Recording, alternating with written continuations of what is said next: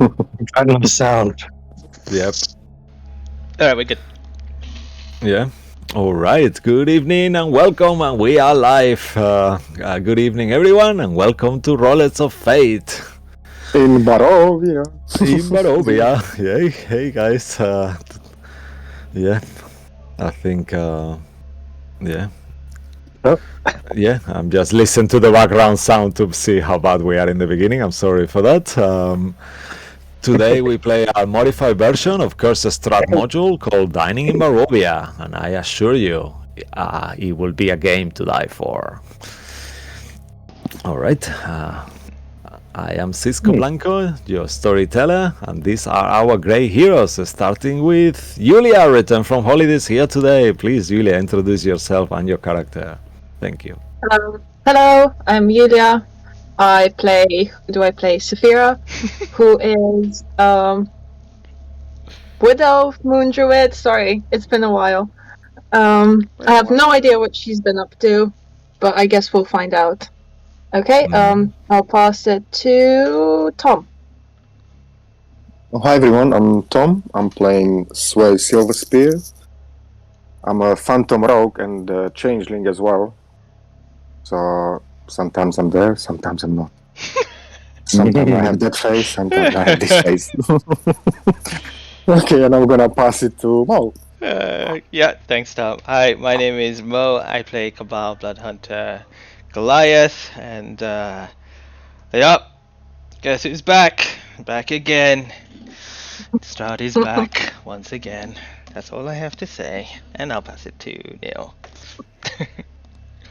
Hey, I'm Neil. Playing Lilith. Sorry. Let me start all over again. I pass it over to Barrett.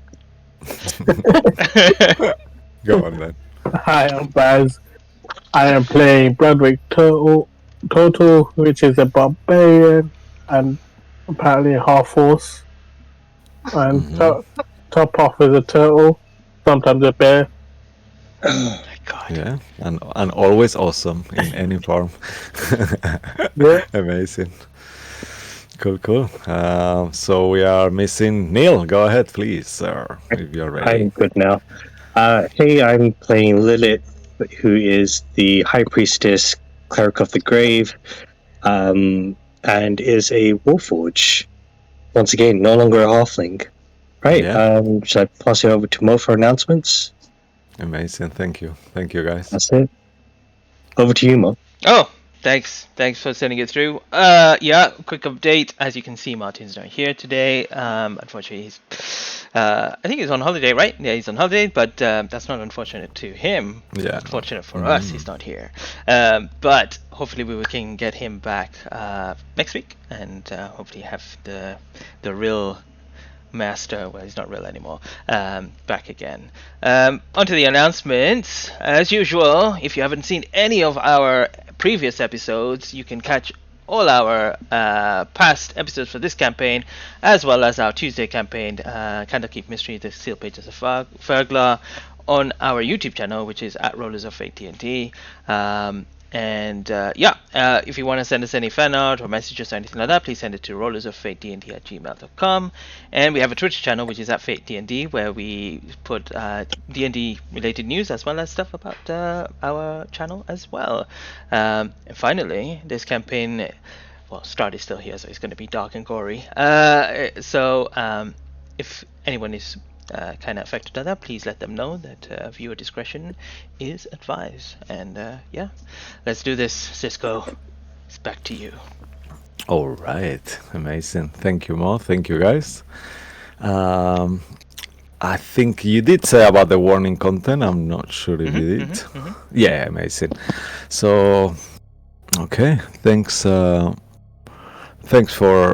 everyone for being here, playing with me today. And to everyone who is tuning in as well. And I never say this, but thank you to D&D Beyond and Roll20 who actually make this possible, and Dungeons and Dragons, I guess, Wizards of the Coast. I never said that before, but yeah, it's because of them why we are here. Please make yourselves comfortable and settle in as we are about to dive into the mists of Ravenloft. And I'm gonna request for my players to put themselves on mute, please, as well, just to avoid background sounds. Thank you. Amazing. Mirror reflections appear and disappear in the shadows as they were always here. Were they behind the misty walls before? Or do reality and memory change as you walk across? Previously, after a long battle with the ruler of the land, the outsiders killed and trapped Strahd's soul for eternity inside an arcane relic that they acquired in the past. Inevitably, changes were made to the timeline. The land is fertile, fey, and free, yet the golden star dominates the sky day and night. In Vallaki, after a placid social afternoon, our heroes, accompanied by the High Priestess on a holy procession in Carthos' name, entered the town square and were accosted by Will-O-Wisp and Mad Mephits. The muddy, tiny elementals stole the group's healing potions while searching for the 3 relics known to weaken Strahd. Sorry, just one quick second. I lost my own viewing of the stream, so let me just go back there so I listen to myself. My apologies for this. Yeah, okay, awesome. Yep, thank you. And I was here searching for the 3 relics known to weaken Strahd. Real manipulated time and burn many foes with green flames, whilst Cabal, bloodthirsty spear, impel others to death. As drunken townfolk died during the fray, Lilith used her divine powers to turn undead to dust as Claudio kept on blasting with hellfire. Sway invoked the power of the Sun Sword to slash harder, moving and hiding with uncanny speed, whilst Bloodwick transformed into a raging bear that axed heads off until all adversaries were exterminated. Afterwards, Stella Wachter spoke to the party, showing great concern and requested to keep their mighty relics on her town's vaulted safe. But as Cabal touched her shoulder, he saw past the magical illusion, discerning that she is impossibly Strahd Banzarovich. The enraged vampire retaliated fearsomely, but the group stopped him and forced him to flee, heading northwest. And now you are in Vallaki still. It's around 8:30 nighttime. You see the starry sky on the night and a golden star shining there as well. It's still warm and you are on day 40, and after the town square religious hate crime attack, you see the Fae destroyed game stalls, foods, broken wine bottles, and all kind of crushed exotic flowers strewn on the muddy stone floor. The undead have been put into piles for burning by the guards, and there is also stepped and colorful garlands and posted proclamations around the square that reads, "Come one, come all, to the greatest barbecue of the year, the Devil's Death Jamboree. Starring the Sabis, aka the Outsiders, all will be well now, the Burgermeister."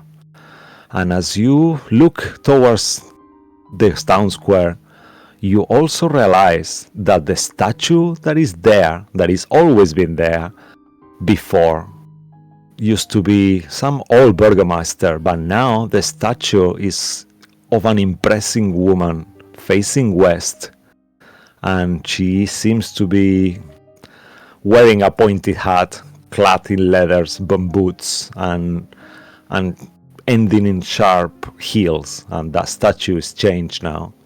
And you were talking to Stella, kind of as she was leaving, and I'll let you guys decide what you're gonna do next.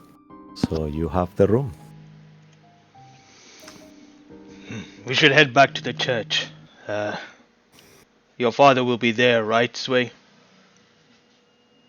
Yeah, he should be. He should be there. I think they were preparing something. I guess he was on the way. already to meet us on the square, but yeah, we're just gonna meet him back there, I guess. Yes, if we see anyone straying about, tell them to head to the church for their safety or to their homes. They should not be out at night. I guess we should all head to the church now and perhaps rest and decide what we need to do or where we go from here. I can't believe he's back. It's frustrating me. Evil never dies, they say. But I wish it was true. So we killed him. We saw it with our own hands. I mean, with our own eyes, and did it with our own hands. Yeah, but as you know, there was too many things which didn't make sense happen to us already here. So this land of despair just never ends. So we just need to keep fighting, I guess. Wait. Where's Saphira? Saphira!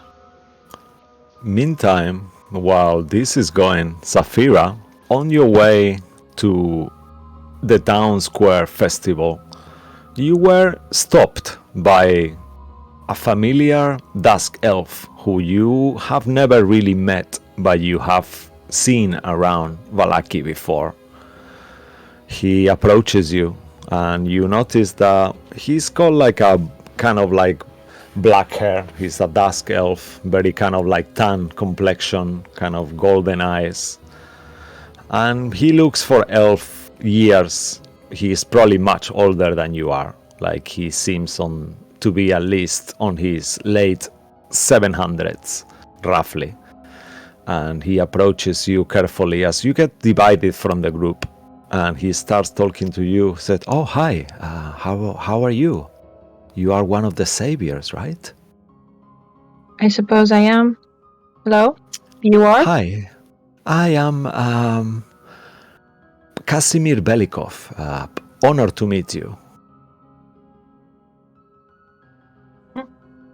She nods. Can I help you? Yes, actually, this is quite a little bit to ask, but you know, after now that the devil is dead, you know, and I was wondering, me and my people had suffered a lot in Barovia over the years. We are elves that belong to nowhere anymore. Our race is almost extinct, and we were looking forward to move, I guess, to a different location. And you are the first wood elf we see in these lands for quite a while. And I was wondering, where do you hail from? Not from here, quite far. Out of the domains of dread, I assume, yeah? You don't have this sadness on you as we do, I guess. I guess not. Is it a beautiful place? Is it a city? Is it a settlement? Is it a forest? Can I just insight to see what... She doesn't trust him, and she kind of tenses as he's asking all these questions. Okay. I will say you could insight to see if his intentions look malevolent. Yes. Based on his demeanor, perhaps. Like you're wondering why is he asking all this. Yeah, please go ahead. Make an insight check.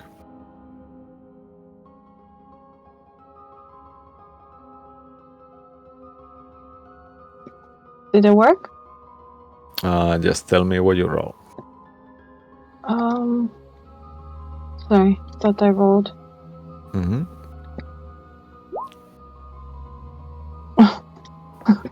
Well, 7. Okay. As you look at him, you don't see any kind of malevolent intentions on him. He seems to be truthful and curious. You do see, even with a 7, that obviously he's not asking randomly. He's got an agenda that he hasn't revealed yet because you haven't talked enough. And he continues, so you said, where are you from again? Is it a city or a settlement or what? What is it exactly? My tribe lives in the forest. Oh. I'm sorry, why are you asking this?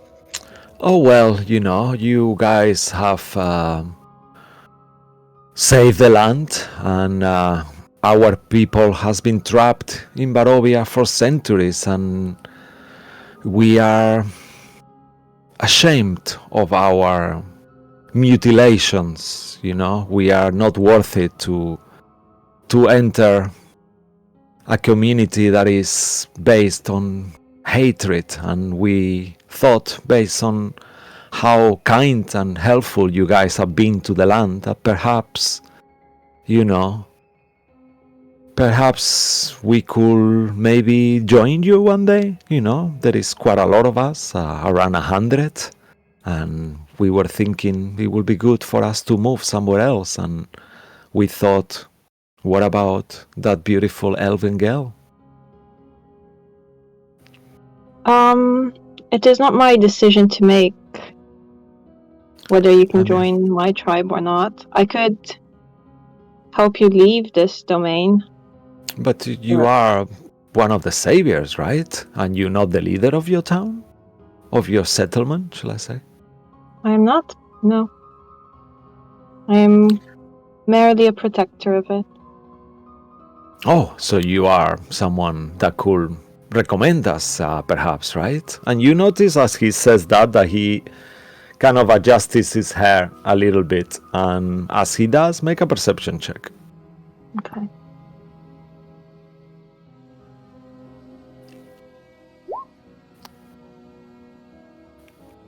You notice that the top of his ears have been clipped. So he has human ears, but just because the pointy part has been cut off. And he's got like a scars in the ear that he just touched and adjusted. And then you... What happened to your ears?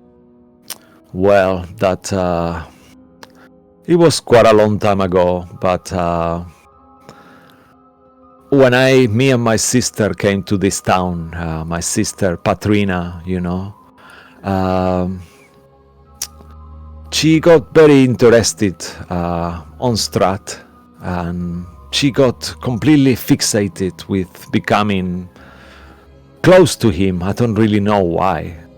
And obviously the people of my town did not take it kindly, and there was a wreckers. I had to defend my sister, but even though I tried my hardest, they killed her.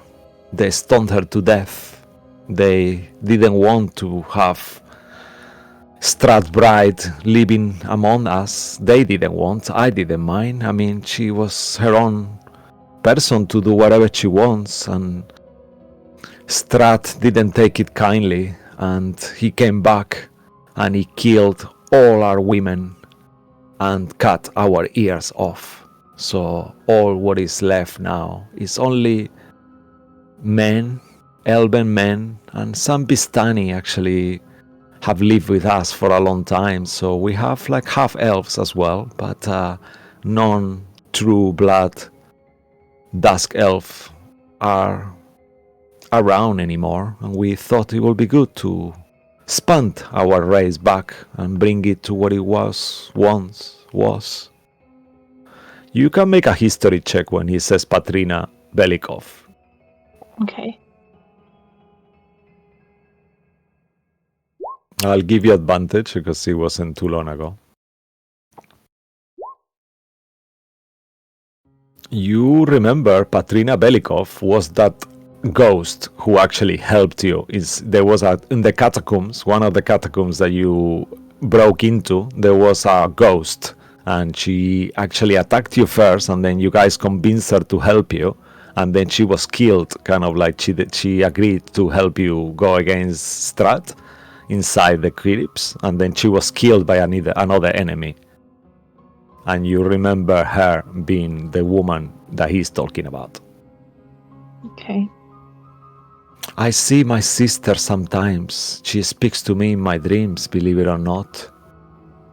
Her soul is not really at rest, and just seeing that you destroy that monster, you are very inspiring, and I know this is a lot to ask, but please, and he kind of like almost kind of bows and goes on his knees. Could you please have us? We have nowhere to go.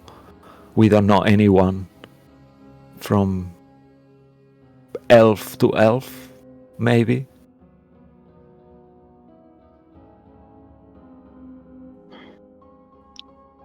And First before was- you decide anything, we'll come back to the others. He's there bowing on his knees next to you.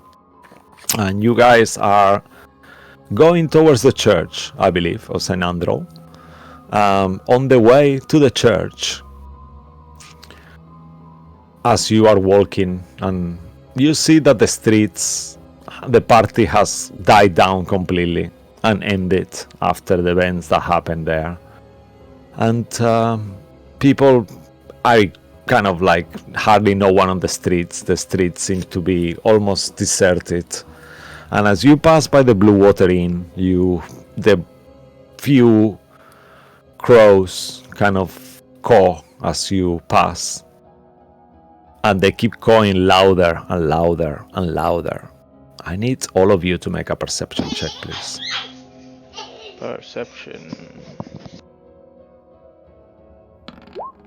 Perception coming. Mm-hmm. Oh, God. Okay. Well, yeah. Oh, we no. Okay. Actually, all of you are aware that in front of you, you see a figure that you all recognize. The figure of Sibylna, a woman, white, long hair, kind of like purple eyes, really beautiful, dressed in all these odd leathers with a pointy hat and tall and imposing. However, her form seems to be transparent. She is not corporeal, she is fully ethereal, like she's a projection. And she stops you and says, "Oh, just who I was looking for. Hello, my friends." Hello. Oh, hello. We are not your friends. Oh, yes, you are. I helped you. We are friends, right? You helping us does not mean that you're my friend. Well, I guess I should rephrase what I was about to say. What about the rest of you? Do you all feel like we are not friends anymore? What about you, Bloodwick? Lilith? Are we not friends? Don't care if we are or if you're not. Say it again. I said I don't care if we are friends or we're not friends. What about you, Lilith?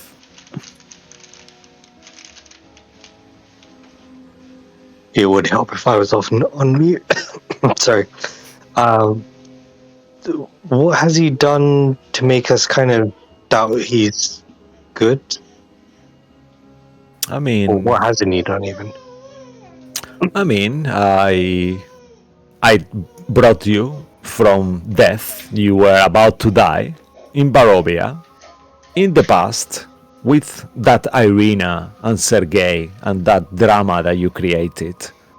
And I rescue you. I teleported you to safety, otherwise you will be dead in that timeline. Isn't that what friends do for each other? It's Cabal? It's Real's baby mama. No, Don't call me Real's baby mama like I'm not here. that was out of game. I but fuck it whoever was- I want. I don't understand what you mean out of game. Why is Strahd still alive? Well, I should be asking you that. Inside Right. check. Inside check. Right there and Okay, then. Just to Yeah? see if there was just a blatant lie that she just said. Okay. Oh no! Oh no. It was going 20 and then went 2. 18? You want to know if she's lying in terms of like if she is responsible for bringing Strahd back? How deep is like what The is you insight is exactly basically inside? she's making it sound like she doesn't know that the reason why Strahd is back, but my insight is to do with that. You know, like Yeah. does she Okay. actually know? Okay. You know? Yeah. You gather she knows. Okay. Well, there we go. I'll just be like, Well, Well, we I know what we've done and what we did. We thought saved the lands, but why did you dodge my question? You answered my question with another question. What was your question again? I'm more than happy to answer Why it. is Strahd still around? Because that thing is not a Strahd. what is it? He's a duplicate of it, of him. How? Well, it's magic, right? If my friend, like you call him, was here, I see he's not here. He knows. It's something that any wizard can do. Then why It's a don't you spell called enlighten? Simulacrum. Very straightforward. Would You I take a bit of snow, make a copy of yourself, and he stays there until he dies. would I know that the simulacrum requires a soul to be transferred into it? Make an Arcana check. I'll take that. I'll reroll that. Because I want to know. Nah. Okay, with an 11, you are unsure. Then But I will ask the question. actually, yeah, okay. I'll be like, doesn't the soul require to be free for it to be transferred into another body? I've heard many tales of liches doing such a thing. No, you're misunderstanding me. He's not really himself. He's just a arcane construction of himself. There is no soul there. Then how did he come to be? Because I know you know. So tell us. It's a spell called Simulacrum. I just told you. Who casted it? Strahd, before he died, he's always have two of them. You have even met him before, but you wouldn't know.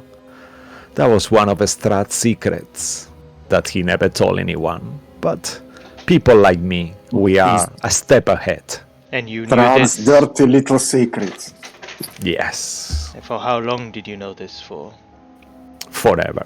Then why did you not tell us? Because you didn't ask. Now you're asking me, and I'm telling you, that's what friends do. We help each other. Is there anything we else? blame each other. Sorry. Is there anything else we should know Yes. about Strahd that would help us put him away once and for all? Well, that's what I'm here for. I guess you are dying to know where he is. We know, I have a feeling where he is. That's not the problem here. Well, you know the direction he took, like everyone who saw him. I saw that. But I think it's pretty straightforward. You just said it. He has two, so we need to kill this and yeah. do one more after. No, two means him and one more. So there is only one left now. Well, you think that he's in Kresk. He could be not. He could be somewhere else. Who is in there with? Who is there his allies? Are you in Kresk? I am in Kresk too. That's why I know where he is. Exactly. But he's not really in Kresk. However, we could get to an alliance as we have agreed that we are helping each other even if we are not friends. Isn't it? No one said we are not friends. Well, tell that to Cabal. I tell you And what. Bedwick. I tell you what. I will only consider you as a friend if you start speaking the truth when we ask the questions. I Are you just willing- told you the truth twice. Well, You are didn't. you No one serious? asked the question. Are you willing You to? just said it. Are you willing to be under a spell, allowing you to say the truth? If you can commit to that, then we can be friends. Are you willing to go under a spell yourself to tell the truth? Of course. I have nothing to hide, unlike you. All right. My real I friends will. know the truth. Okay. I think that sounds fair. Then you will meet us tomorrow. No, Lilith. no, dear. You're misunderstanding this conversation. I hate when people do that. I'm coming to talk to you, and we are talking now. We do it right now. That's what I'm here for. We do not I have don't the like spell. to wait. We have not the spell prepared. Don't you? What Yeah. truth is that? It's on the truth. No. You always have it prepared, right? No, why should I? Because you are an untrustworthy person who don't trust people generally. I can usually see through people's lies, but did you withhold that piece of information from us on purpose? Of course not. Insight check. Sure. Yeah, she's not lying. You didn't ask her. And when we were discussing plans about removing Strahd, why did you not mention that? That seems pretty much a vital component in completely getting rid of him, because we only partially did the job. Once more, I didn't know if you were trustworthy or not. You didn't ask me, so I didn't think it was that relevant. I mean, you took the real Strahd. I knew you would. You can take this mere copy of him. There is certain restrictions for this creature. But I will tell you where he is, who he is with, and what he can do and can't do if... This is where the good part starts. You're gonna love this plot. You know, the memory gems banning that you are imposing, High Priestess? Or hurting my 3 elderly employees is off the table. That's my only condition, and I will help you as much as you need in return. Sorry, I didn't quite understand that. She wants you to not ban the memory stones and to not hurt her 3 old employees. That is the 3 women that you at this point don't know who they are. Because in your mind, even though out of game you do, your characters have forgotten this information already, so you don't know who these 3 ladies are anymore. You've never met them, as far as you know. Oh. So we never went to help. You went to Demon Liu, but they were not there. They have never been there. They've always been in Barovia. So you never met them in Barovia. They were not against you. Some major changes. Okay. Yeah. So what would impose us to stop it then? In that case. You do remember about the memory gems now that you know that they are making people forget things. So that's what you decided to. Yeah. We don't like it. Because yeah.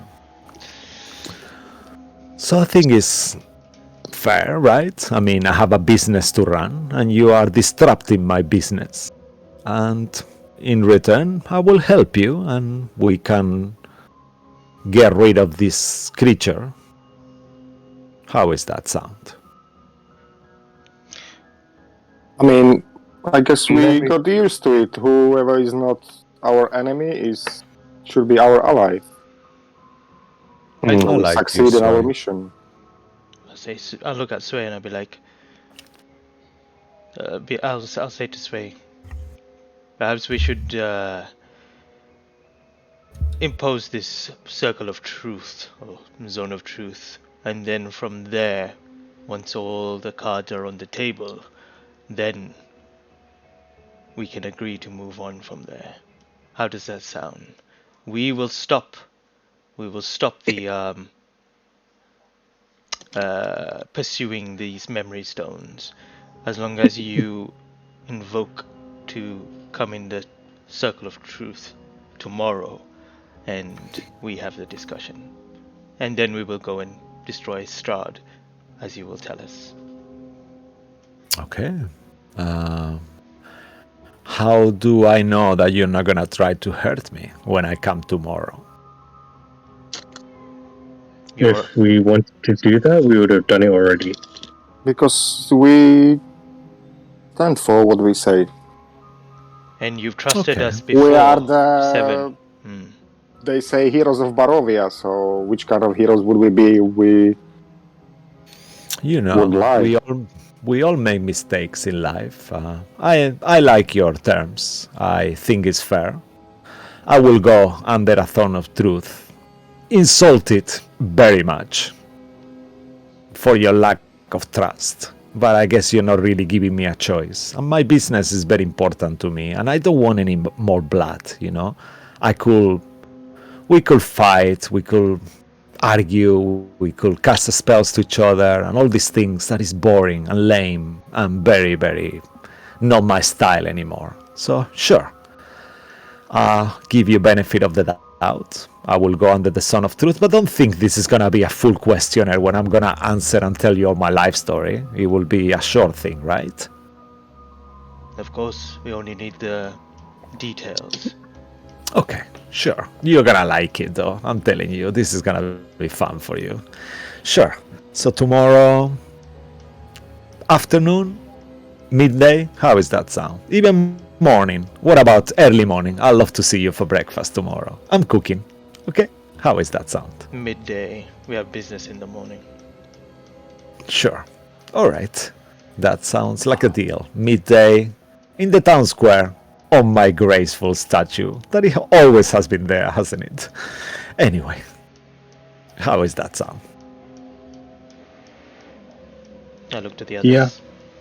Yes. We'll see you there. All right. Awesome.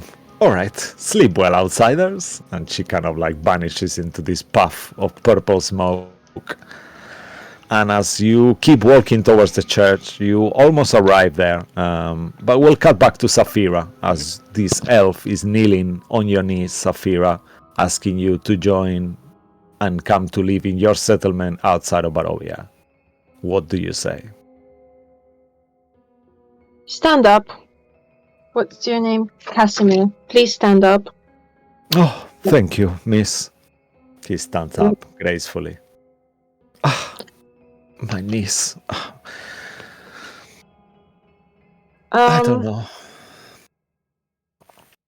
I know why you're asking, and I understand that you must have suffered a lot, but I need you to also understand that I want to protect my people.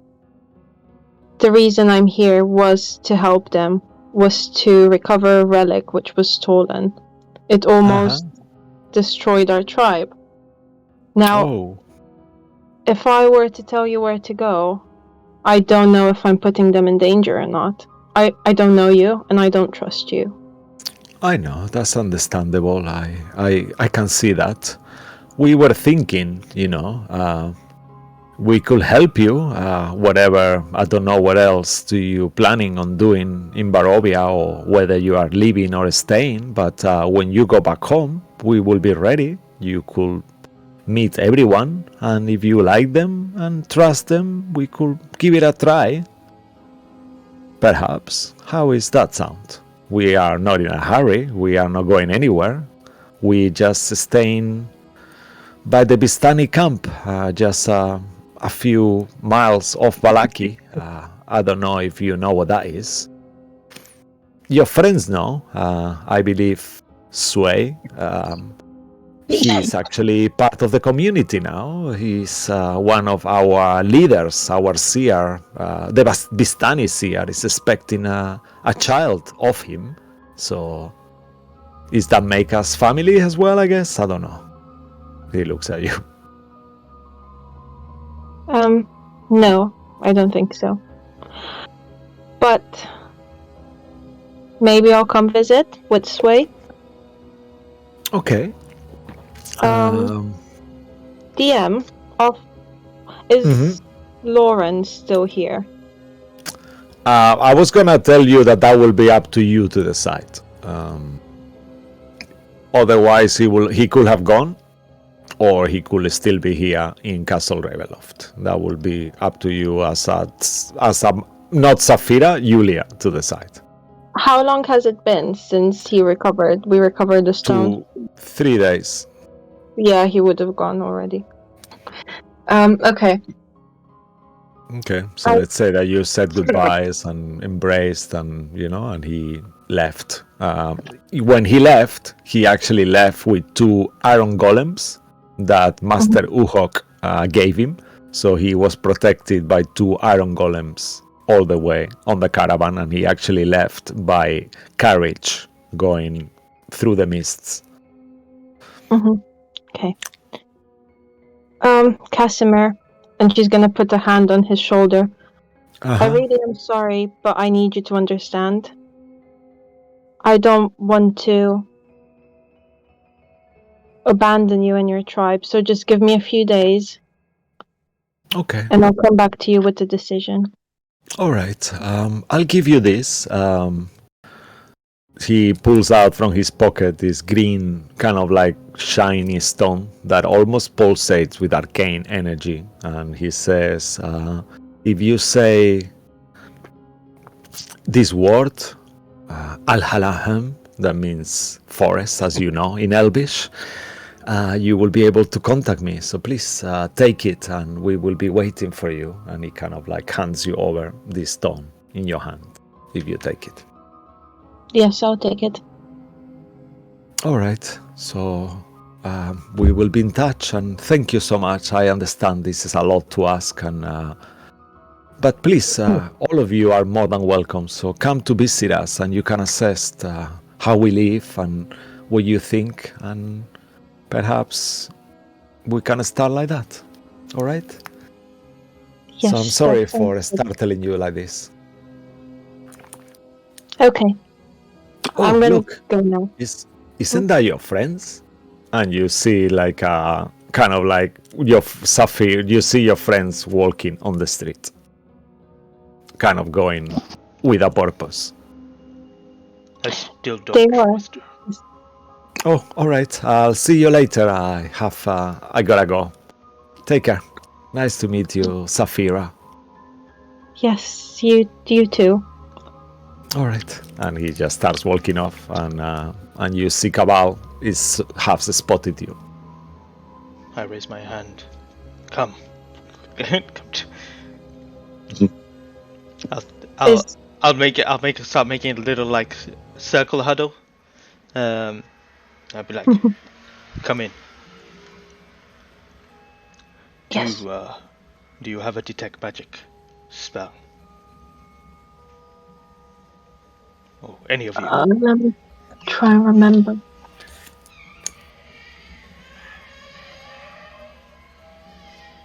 No one? I do not. Lilith, Yep. you do? No, I don't. What are you thinking about? I want to say something, but I do not wish to be overheard by those listening.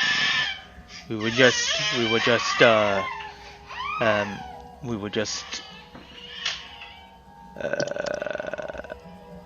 ambushed, you could say, by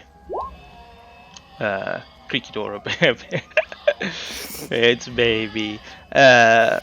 Yeah, you see, like, as you are looking through a window, you see this mother kind of like embracing a baby, and the baby keeps crying, and she's like patting the back, like, come on, my little one, you know. We were just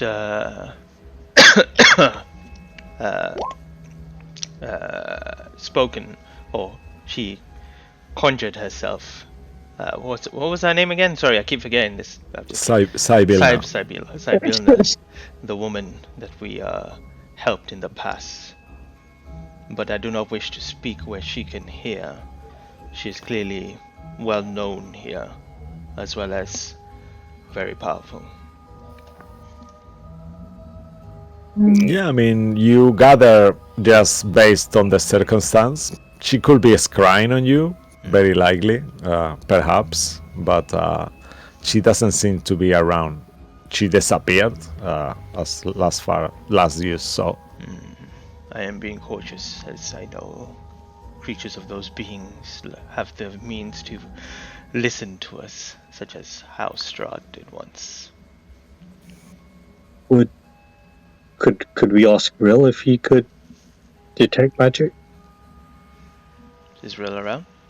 Yeah, let's say that Real will cast. He will say, "Yeah, I have detect magic always," and he will do like a few symbols on the air, and then he will start focusing. And yeah, there is no one here that I detect. Very well. I guess it is perhaps safe to speak. I mean, we agreed to stop pursuing this, but I promise you, well, I lied. I'm not too sure if that's out of your prerogative or I don't remember us agreeing to stopping anything. We agreed to meet tomorrow and for her to answer some questions. Indeed, but I think she's taking it in the hand that we will stop pursuing this. But I feel I like mean, you just out of character, just because I'm the DM here. You did tell her that you wouldn't do it. Sway said it. So if you want to lie to Safira, that's fine. But you did agree to not to pursue the gems and stuff. But I lied to her. I did. Okay. I lied to her, and I just said that would have been good to know. I mean, you didn't ask if it was a deception check, so I snuck it in. Okay. I just snuck it in. All right. Let's say that if you were lying with her very high passive perception, she will have known you were lying. Oh, no, that's so not fair. Let's go back on the scene, though. But it's true, though. She has a 20 passive perception. That's she will know you were lying. Not insight. Yeah, but passive perception allows you to. She's got a passive insight as well, like you do. I don't know. Anyway, let's say that you guys trick the DM and lie to the DM. It's fine. No worries. I don't like this kind of games. But yeah, sure. Go on, please. Keep talking. I won't interrupt you anymore. So, when the time comes, we can find out what she did with the orb, perhaps, and what she wants to do with it. I feel like she is probably leaving out a lot of more details that she did. I have no doubt about that. I am also curious as to why she's insisting upon us not stopping the memory stones. Surely there are other avenues of business that she can look into. I think that is her thing. And she talked about those 3 did she call her witches or women? Friends? Associates? All ladies. Yeah. All ladies. Yeah. So they are in coup with her. Perhaps it might be a good idea to visit them as well. Well, we don't know who they are or where they are. Well, she said out of game, you know they're in Kresk. Someone told you. Yeah.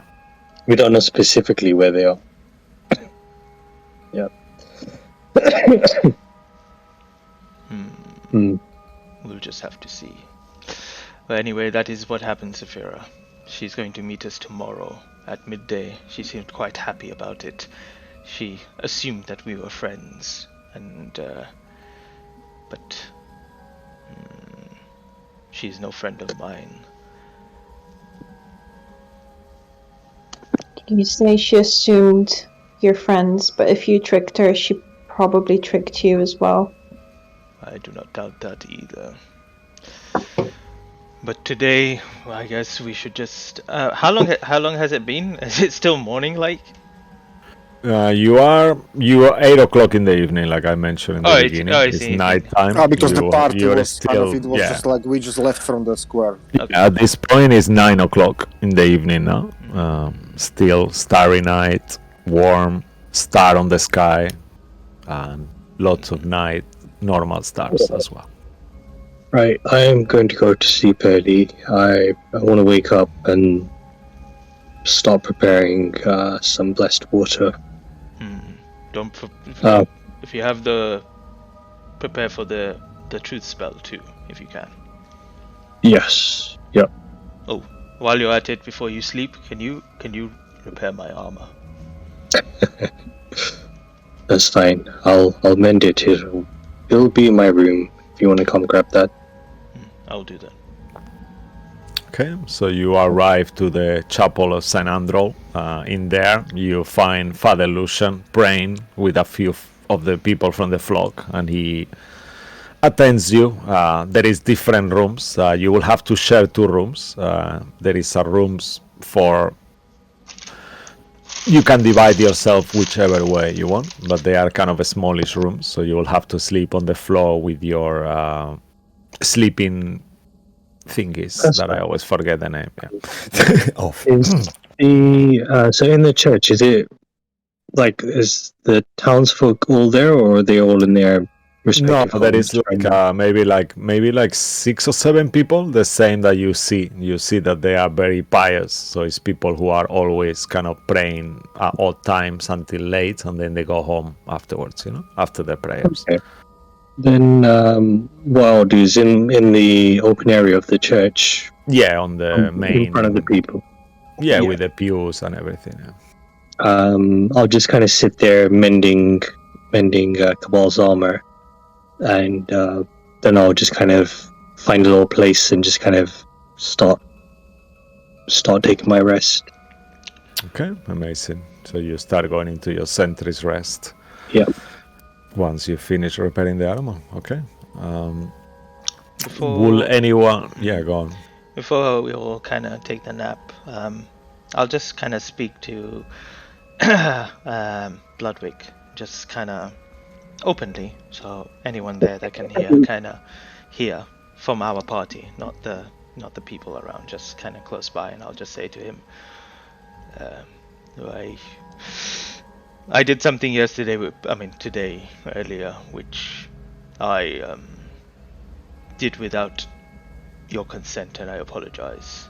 I don't know if you wish to continue to be the way you are, but I preferred the first you. You've gone through a lot of changes.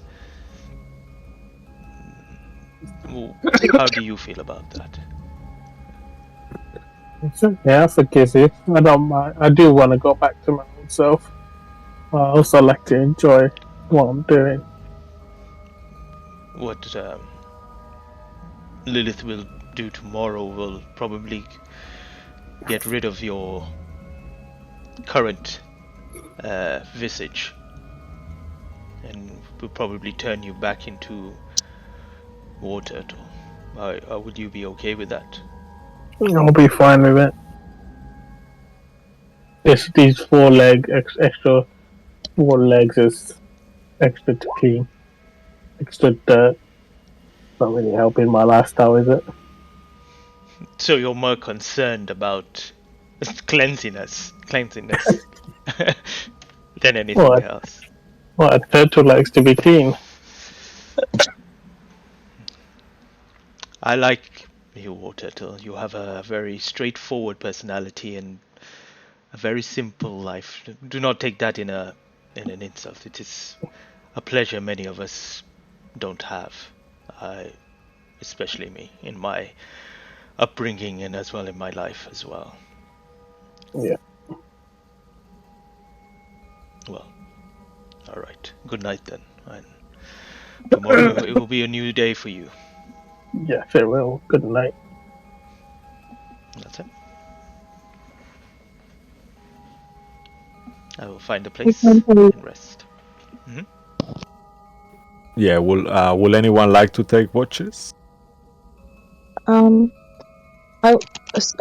Sophia was curious how far the Vistani camp is from where they are now. Okay, you could ask. You've been told your friends know where they are, so if you want, you could ask either Father Lucian if you don't want to speak to them. Also, Mo, if you could adjust the little picture I put there, please. Thank you, bro. Sway, may I talk to you?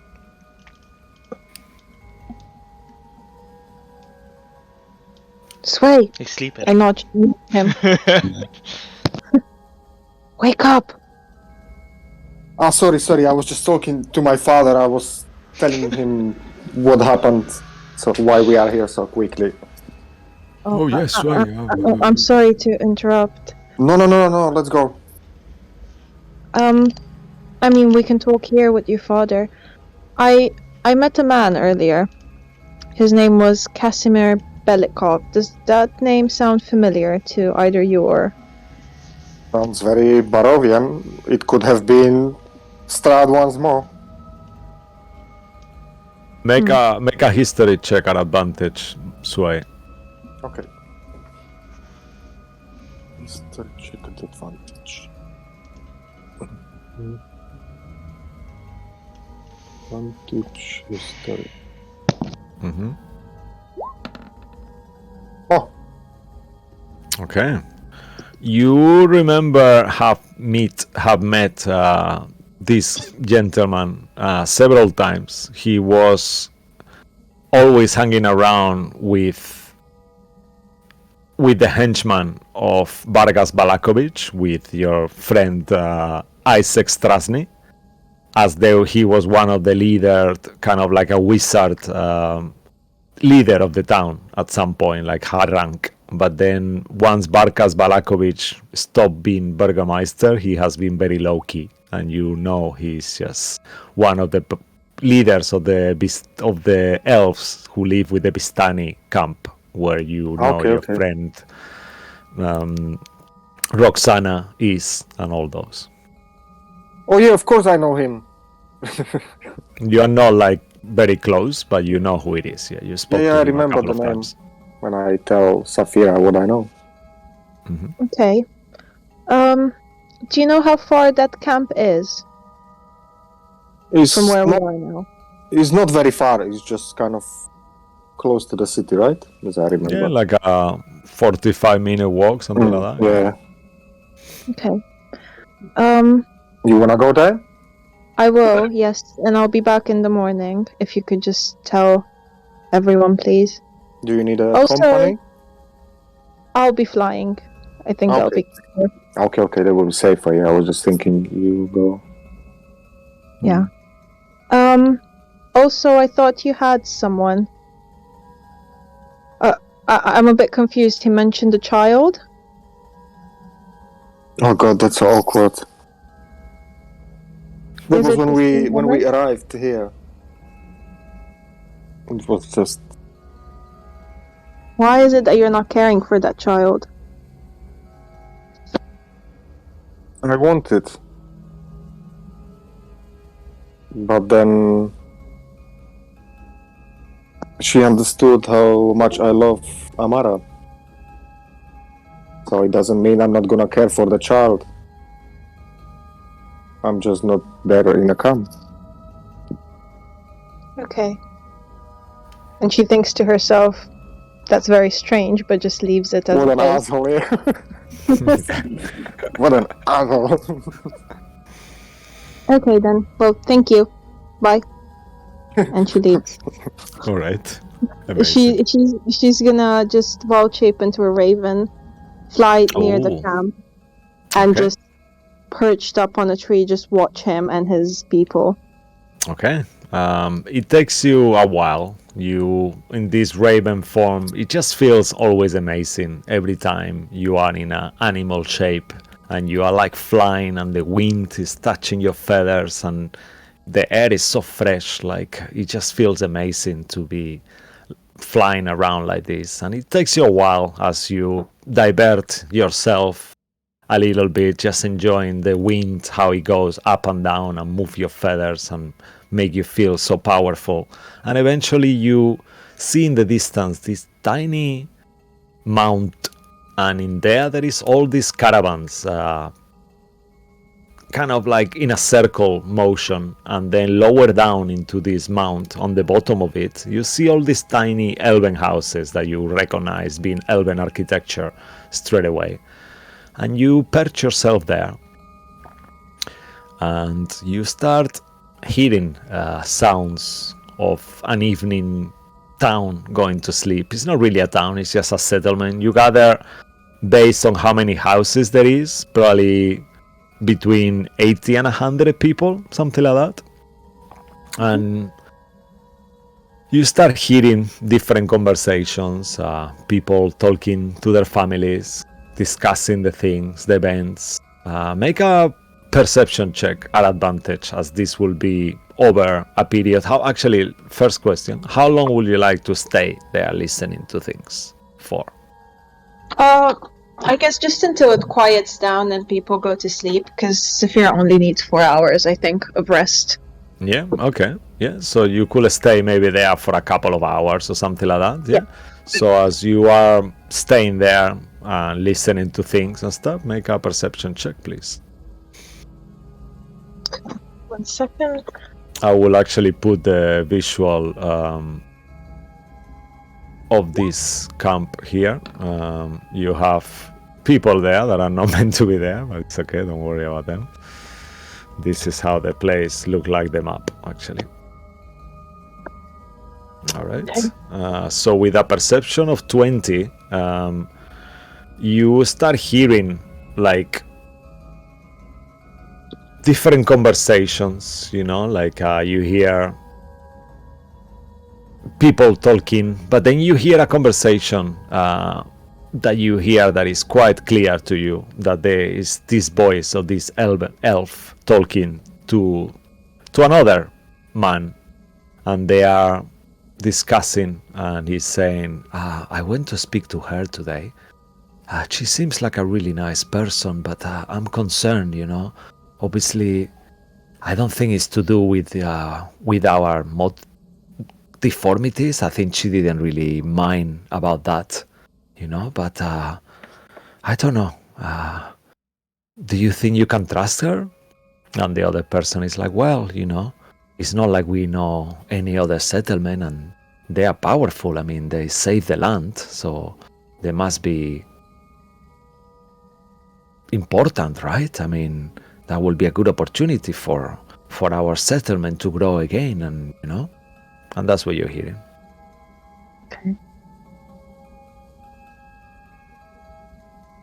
Okay, well, after listening for a bit, she's just gonna return to everyone and then rest as well. Okay. All right, and you start flying off in your form. And as you are flying off, you hear a loud squeak. Sounds like a huge kind of bird, and is flying above you. And you, as you look up, you see the biggest bird you've ever seen in your life. His wingspan is around 60 feet from side to side, and it looks like has spotted you. What would you like to do? How much bigger than me is it? Imagine the size of an airplane for human world. So yeah, the bird is the size of an airplane, roughly. Okay. Is it very fast? He seems to be flying in your direction. You are not sure if he's flying to you or towards you to something else, but he seems to be going your direction. Okay, what's underneath me? Because I'm gonna try and fly low, and... I will say that at this point you are kind of like just left the Vistani camp and the Elven people camp, and he's probably like 60 feet away from you at this point. And you see that he's diving off towards the middle of this settlement. Towards the middle of the settlement. Yeah, to the highest peak of the mount. There is like a little mountain.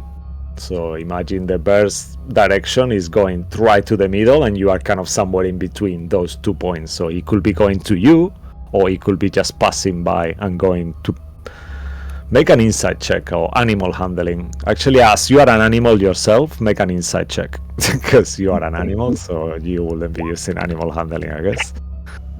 It's a bit awkward one here.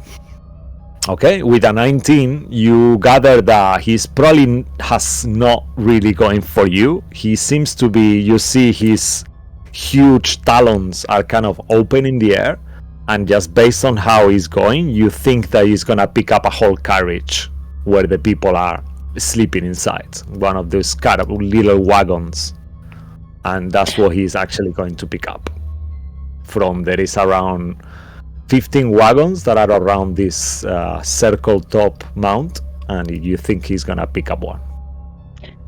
Okay, so she's gonna stop and fly back towards the camp, but going lower and lower, and once she's at the safe height, she's gonna drop her form, take that stone that the guy gave her, speak in it the magic word, al-halam.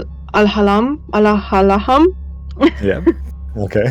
Yeah, it sounds like almost like a music, and you hear like all the music when you say it. And then the stone starts to glow, and you know that is. Casimir, wake up! Bird flying, you're under attack. Oh wow. Okay.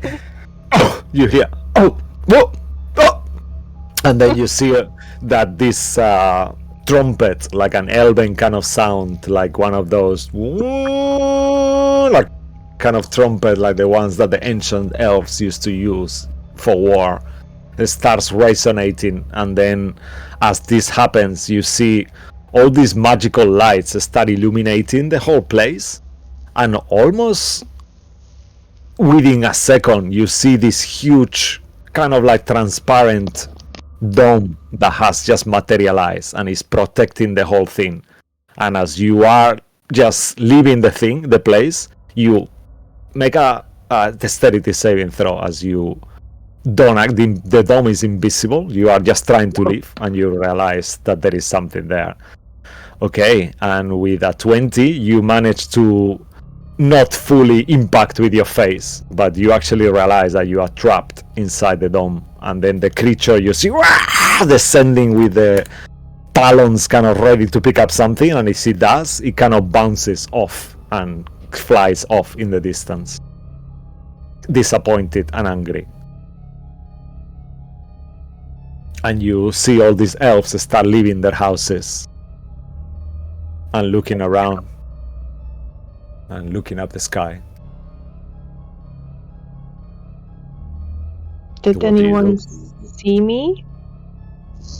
At this point, as you are in your regular form, someone will say, Who is there?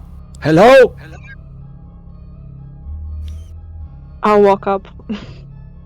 I'll walk to them. Okay, you see a Bistani woman. She's wearing she's kind of young, like maybe 20 something. She's wearing some kind of hairpiece, and she's obviously in some kind of relaxed comfort clothes, like she seems very casual, very beautiful. And she says, "Are you okay there?" Yes, thank you. I saw the bird, and I just thought it's best if I warned you. I think it was gonna attack, but I'm glad you're all safe. Oh, you were the one who saved us. Thank you so much. It's unusual. I normally see people, things, and creatures before it comes, but I might have dozed off. And she kind of does a hiccup, and as she does, you can smell on her breath like a quite strong wine, maybe like a sweet wine, something like that kind of smell. Yeah, it must have been a strong sleeping potion. Oh, thank you. Yes, I just been having, it's a lot. I don't know, too many things to worry about. I am Roxana. Nice to meet you. Who will you be? I'm Saphira. Yeah. And you recognize the name, being the one who just been told that it was expecting a baby from Sway. I actually, I mean, I don't know. It's not a lot I can do to you to help you, but I could read your future if you want. That's what I do. No, thank you. All right. Yeah, I'm okay. But I appreciate that. I'm just glad you and your baby are safe. Oh, what do you mean? Oh, I beg your pardon. Is it starting to show? She kind of starts to look at herself quite concerned. No. You're very beautiful. I'm a friend of Sway's. I know Sway. Oh, Sway. Yes, Sway. And she kind of looks down to the floor, kind of like, with this face that with your passive insight, you figured out she is happy, but kind of regretful, perhaps, a little bit. Oh, yeah, I guess friends of Sway, then you're a friend of mine. She smiles, kind of forced smile. Saphira feels awkward now and she'd like to leave. Then you see that Casimir starts running towards your direction. Saphira! Hello. God! I see you, Meg Rosanna. Are you okay, dear? And he puts a hand on her shoulder. Yeah, I'm okay, Casimir. Thank you. She saved us. It's amazing. How did you know? I mean, why were you here even? And then he looks at you, Casimir. Yeah, why were you here? You coming to talk? Oh, you decided that it's okay for us to go to your place? No, not exactly. I came to spy on you. Oh yeah. Oh well, your honesty is appreciated. He kind of smiles. Don't worry. I wouldn't trust myself either, I guess. I don't know. That sounds weird, doesn't it? It's not that. I just don't know you. I wanted to make sure that your intentions are. Oh, you are. I mean, you just save us. I mean, it will be such an honor, but I feel like we are pressurizing you, Saphira. Thank you. This is. You see all these children and people start coming out of the houses, and they all start clapping, as they see. And Casimir starts saying a few words, like, all of a sudden in 5 seconds you become the hero. When you need it. Yep. Yeah. Okay. No, I'm glad everyone's safe, and maybe we'll talk in a few days. I'm sorry for the whole spying thing. Please take this as a gesture of gratitude. And you see this woman comes with this statue seems to be some kind of draconic statue that coincidentally Saphira was looking for in Castle Ravenloft. I can't. It's too much. Oh, please. I mean, you just save us all. It's the least we can do. Please, don't insult us like that. We have no use for it. Okay. Okay, thank you. This will actually be very useful. And she hugs him. She is actually gonna hug him. Yeah. As you hug him, you feel like he's kind of shaking, like you realize that they have so much respect for you that it's like, imagine if Madonna hugged you, you will be like all over the place, right? Well, you maybe don't even know who Madonna is, but someone of your generation, shall I say. I'm joking. But yeah, that kind of feeling, so you realize that is such an honor for this person, to hug you. Oh, all right. Thank you for being here, even though you were spying. I guess it's good. I will do the same if I was you. So. Thank you. I'll still need a few days, but I think we could maybe make this work. Oh, God, thank you. And you see all this one of these child looks at you and he comes with a little flower that he just picked up, and he just offers. It's probably like a 2-year-old little baby almost, and he gives you this little flower from the floor and smiles. I'll take it and then smile he back. passed out on the floor like sleep, like babies do. Like all of a sudden his kids are awake and then he's just gone, kind of thing.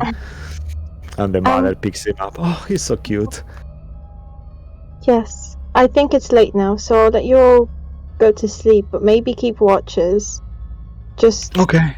Thank you. safe. That horrible creature is a rock, It's not the first time. He came quite a long time ago, but sometimes he just comes and takes whatever. I think we might consider to have this protection, but it requires a lot of concentration, and it's not easy to keep up constantly. So, but thank you again, and you see that this woman kind of like focus her inner mind. You see her doing like a gesture kind of thing, and then the dome that was not visible, they said, "Oh, it's safe now for you to go. Thank you again." Thank you. Stay safe. All right. Farewell, and hope to hear from you soon. Take care. You will. And they all kind of greet you goodbye, like bid you goodbye, all these different people. Bye. And as this is happening, what are the rest of you? Are you all guys sleeping? Is anyone taking watches? Or are you just trusting? Yeah, I take watch. I stay with my father, with Father Lucian. Okay. And kind of just having just a random discussion, nothing like. Yeah, he's telling you, what a horrible incident it was, and like all these different conversations are happening, and then he gets a bit sad, like you start talking about your mother, and he's telling you, if you had met Mirabelle, she was the most wonderful woman, so brave, and what happened to her was so horrible, but it's all over now, Sway. You've killed him, so you have avenged your mother as well. She will be so proud of you. Well, as we just discovered, there is more to be done. It's not over just yet. Well, the main ruler is gone, I guess. I don't know what you're referring to, but,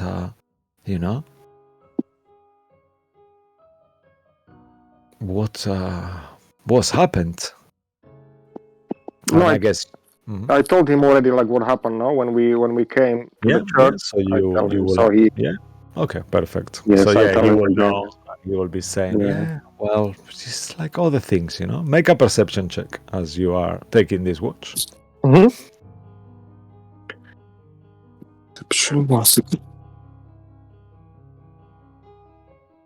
Oh, his advantage. Sorry.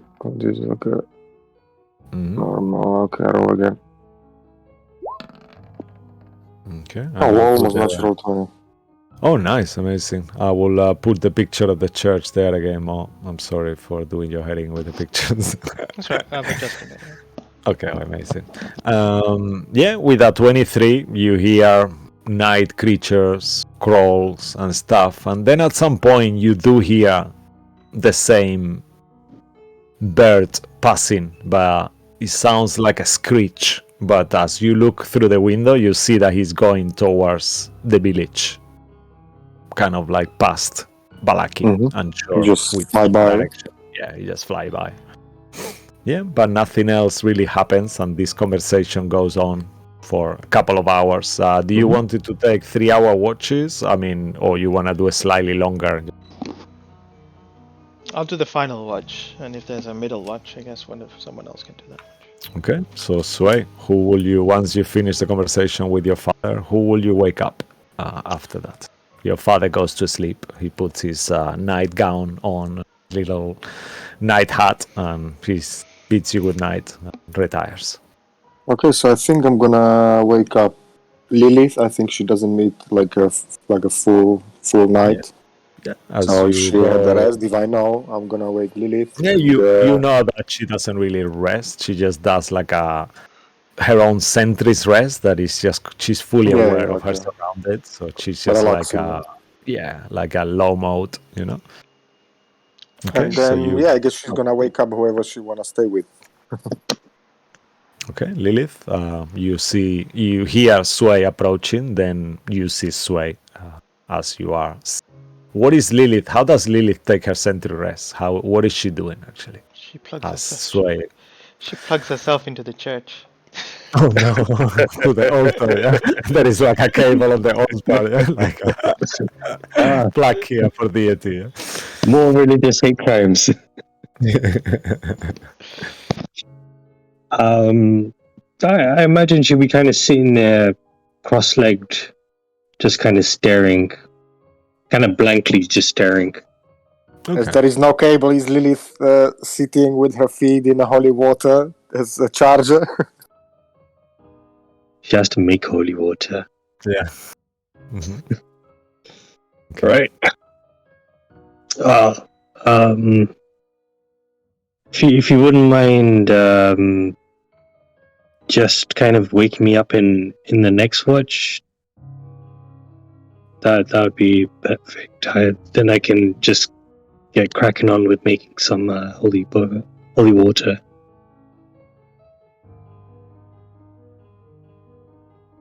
Okay, And so then I'm she just kind gonna of go goes back to an idle mode.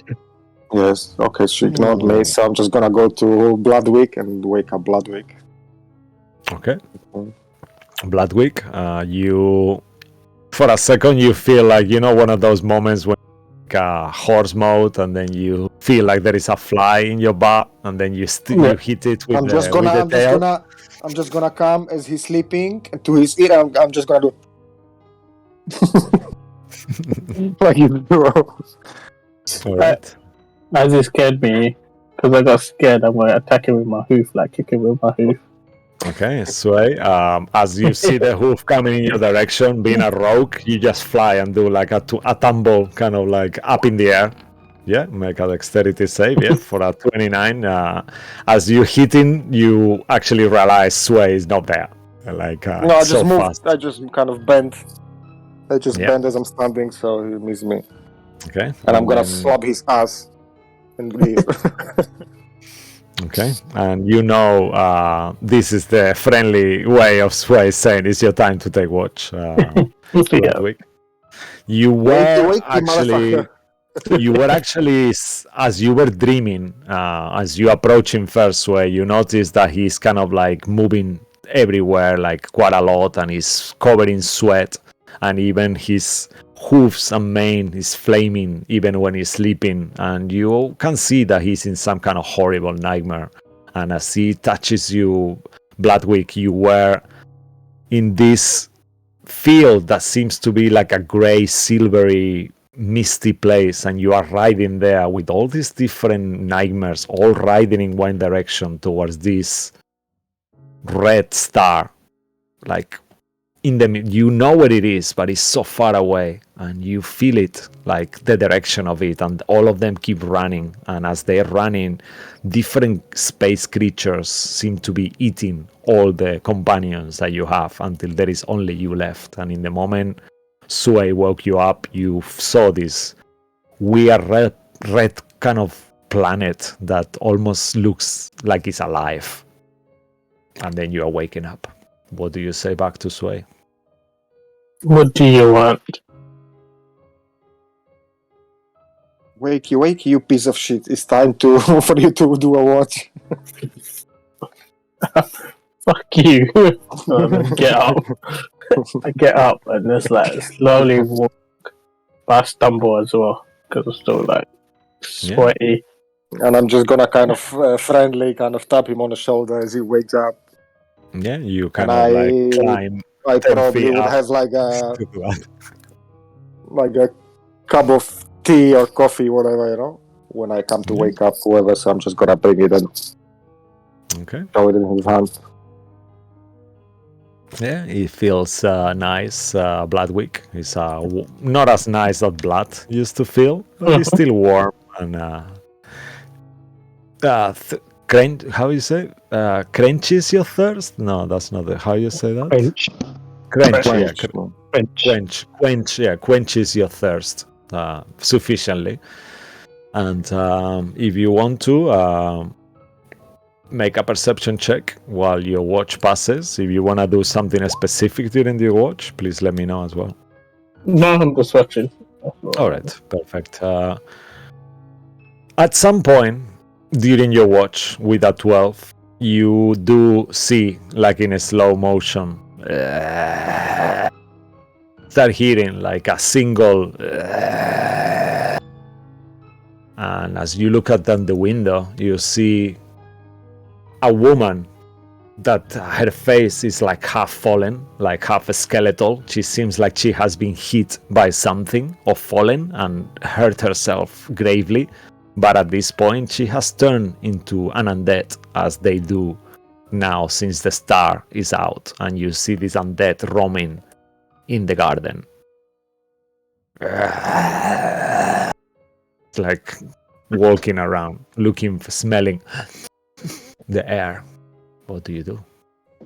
I'm like, oh, God damn, I can't even catch a break even at night. I walk towards it and just attack it.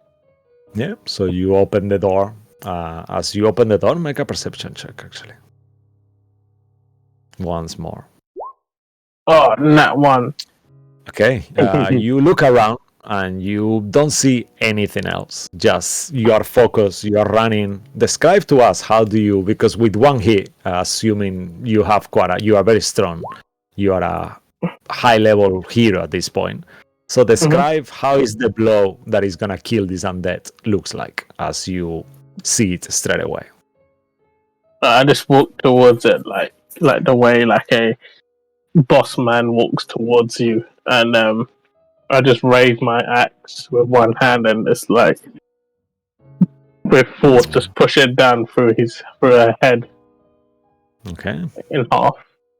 Hopefully. All right. Okay, and as that happens, you crack this body in twice, and this corpse falls on the floor. And at that point, you realize there is another one that you missed, and this creature will try to bite you from behind. The creature will hit you with a 19, and as it does, you feel like like a piece of meat has fallen off you as you take 9 points of damage. And then you see this undead behind you. There is 2 undead that just roaming around, and Bloodwick came out to challenge it. Only saw one with his natural 1 perception, and while he attacked the one he saw, another one that was behind it beat him from the back. Oh, is this at the front of the church? Or it's in the back garden, so okay. I will say you will hear some noise as you are aware of your surroundings as well. And as you get beaten, Bloodwig, you see Lilith through the window that just kind of like kind of gets back to you hear like a spinning gear sound, and you see Lilith kind of in the window there. What do you do, Bloodwig? Or Lilith, actually. I would do turn undead. Okay. How does it look like when you turn undead? Actually, can I do perception check to just see if there's any more? Okay, awesome. Make a perception check. That'll be a free interaction, and then you can do whatever action you want. Yeah, you see that there is only one. That it was the one that Bloodwick is confronting at the moment. This is an old man looking. It looks like a very old man, and same than the other zombie that fell on the floor. Some of his flesh is missing. He looks very recently dead, kind of hit by something. It looks. Okay, so you'll see her put her hand to the window, and then kind of her spiritual weapon, almost similar to it, an ethereal hand comes out of the ground, and the hand goes around the zombie's neck, and you just see it pull its soul and into the ground, and the zombie's body just drops. Yeah. And then you see this zombie falling right in the floor there as he's destroyed by Lilith's magic. And she how do you react, Bloodwick? Actually, keep going, Lilith, please. Sorry. Then you just see her kind of going back to her corner and just crossing her legs to carry on resting. Okay. All right. Bloodwick, you see that as Lilith destroyed this undead, and she just makes like a switching off sound back on her chair. You easily squeeze back, and the church door is much smaller, much larger than the ones that you have usually squeeze past. And do you do anything else? This is towards the end of your watch, Bloodwick. Who do you wake up? I wake up. Cabal. Okay. Lilith will wake up about now as well. All right. So Lilith starts to be aware, and Cabal. How is Cabal sleeping as Bloodwick wakes you up?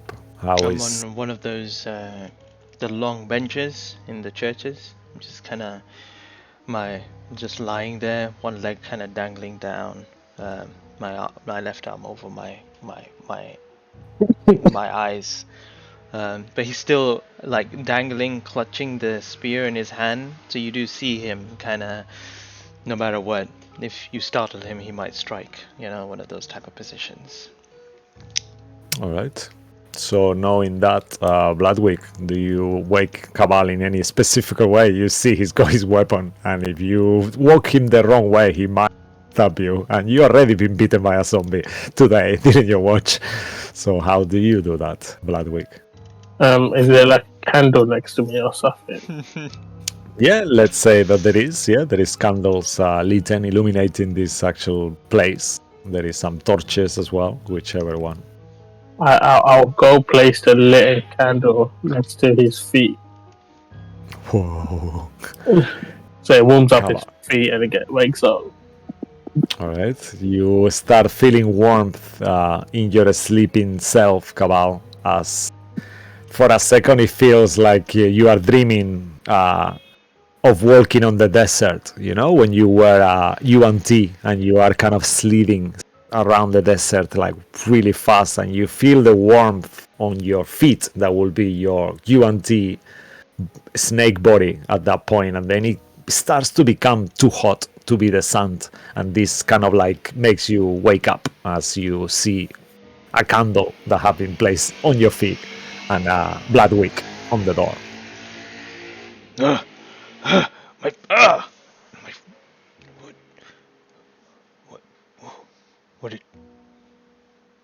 Why is that candle there?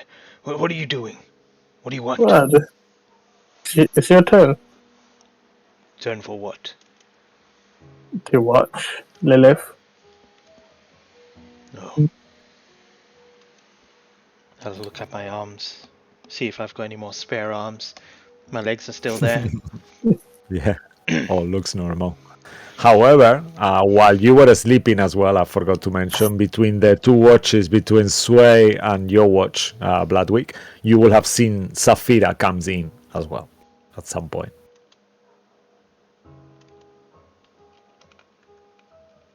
She's not gonna say anything. She's gonna go straight to sleep. Okay, yeah, so she kind of like looks with a purpose. She's walking and you see her just going to her room. And Cabal. Any problems?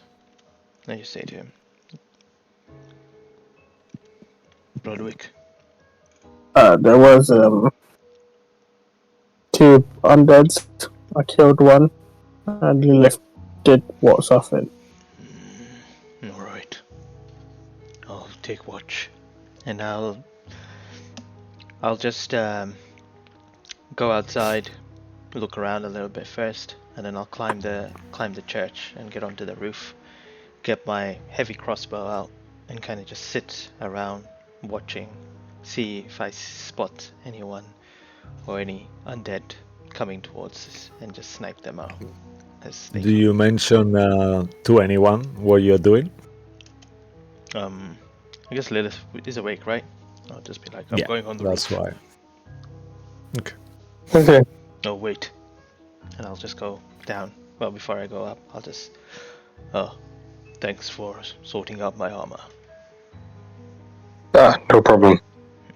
and I will put the armor on, and then I'll go up.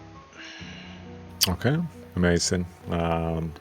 It doesn't take you long. You are a strong warrior, very in tune with your body and able to lift and push much more weight than any other creature would. That includes your body. So almost like as you start doing this push up, you are, before you know, you are just on top of the roof. And you see that the belfry tower, if you wanted to be like a proper castle guardian, you could actually go into the belfry tower. There is like a space for you there, and it will be the highest point. Otherwise, you could just stay on the gable of the church, whichever one. Oh, I'll go to the highest point. I think get the better. Yeah, so advantage. you go to the belfry tower, okay, and make a perception check, please, as you are there. What do my eyes see? They see. And a dexterity check as well. A dexterity check. Okay. For a second, you bank for the bell, but you are really careful as you are quite large and the place is quite contained. You are holding your hype morning nerves, you know, like your muscles are pumping and you want to work out and move a lot, and you are making such an effort not to. And you look around and there is nothing that calls your attention apart from the shiny star that almost flickers like it was doing before. Sometimes you just look at it and then for a second it disappears and then it appears back, or it almost looks like it's moving, and it kind of keeps keeping you so immersed on it to a point that you just can't stop looking at it. Make a wisdom saving throw. Wisdom saving throw. The best kind. Nice. Okay. You feel like something is almost entering your mind, listening to your thoughts, listening to what you are reading your mind almost. But you are strong and you realize in time and you manage to stop it, whatever that was. I will raise my crossbow, aim at the star, and shoot. Okay. Yeah, as you do, you see like this arrow kind of goes and it starts to bend, and then as you do on this beautiful sky, you start seeing the sunrise. You know, it just looks like a scene from a beautiful movie, and you see the arrow moving in the direction of the sun as it starts to rise, and the morning starts happening. Birds start chirping. The sky starts turning more into a orangey, pinkish, yellowish until it's a beautiful blue sky. And in no time, you're all before that, actually, because Lilith is awake. She's there making holy water. So let's go back in time a little bit before the first sun ray. And you have managed. I was like, we jumped way too far. I should have just jumped Yeah, in. that's why. Yeah, sorry, I didn't mean to do. I forgot that part. So let's say that we'll go back in. Caval is there on the top. He shoots his arrow and he feels that it's gonna be sunset soon. Let's put it like that. Actually, Sunrise. Right, yeah, sunrise. Sunrise. I keep saying sunset. Sunrise soon. Yeah. So during the meantime, she's just creating holy water, and she'll go wake up.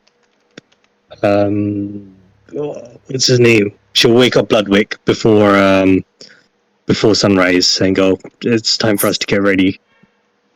Okay.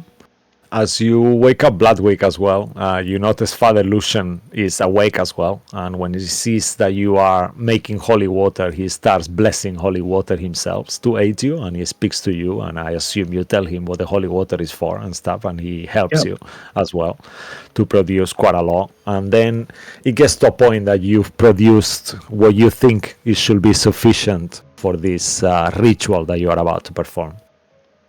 Okay, I'll ask Father Lucian if he wants to join in and be a part of the ritual. Yes, that would be an honor. Yeah, of course. I'm sure the Morning Lord will be will be pleased.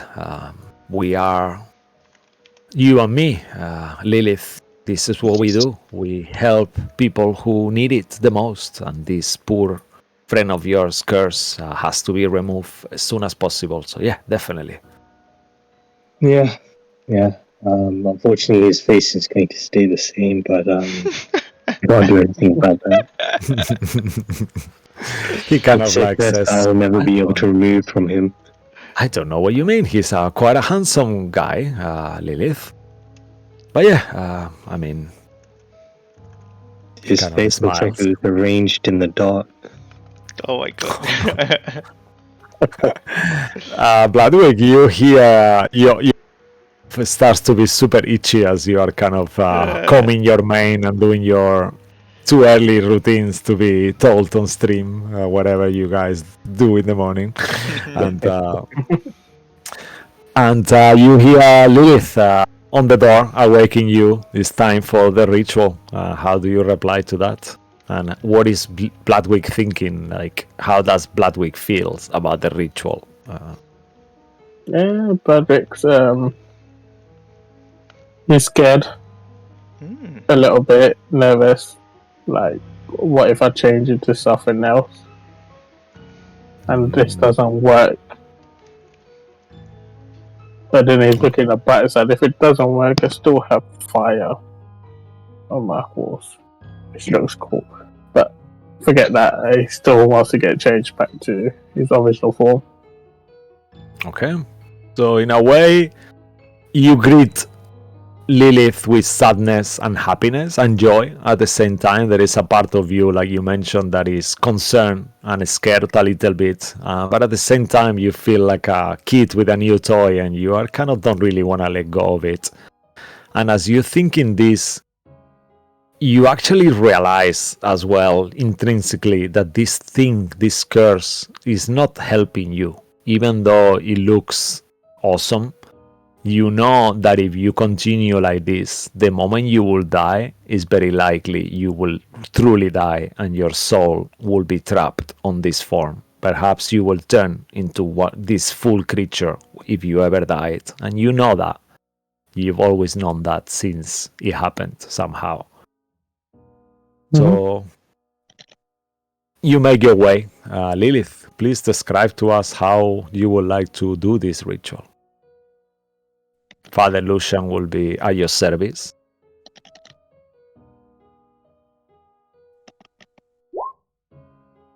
Zombie syphilis, what do you mean? You start taking zombies.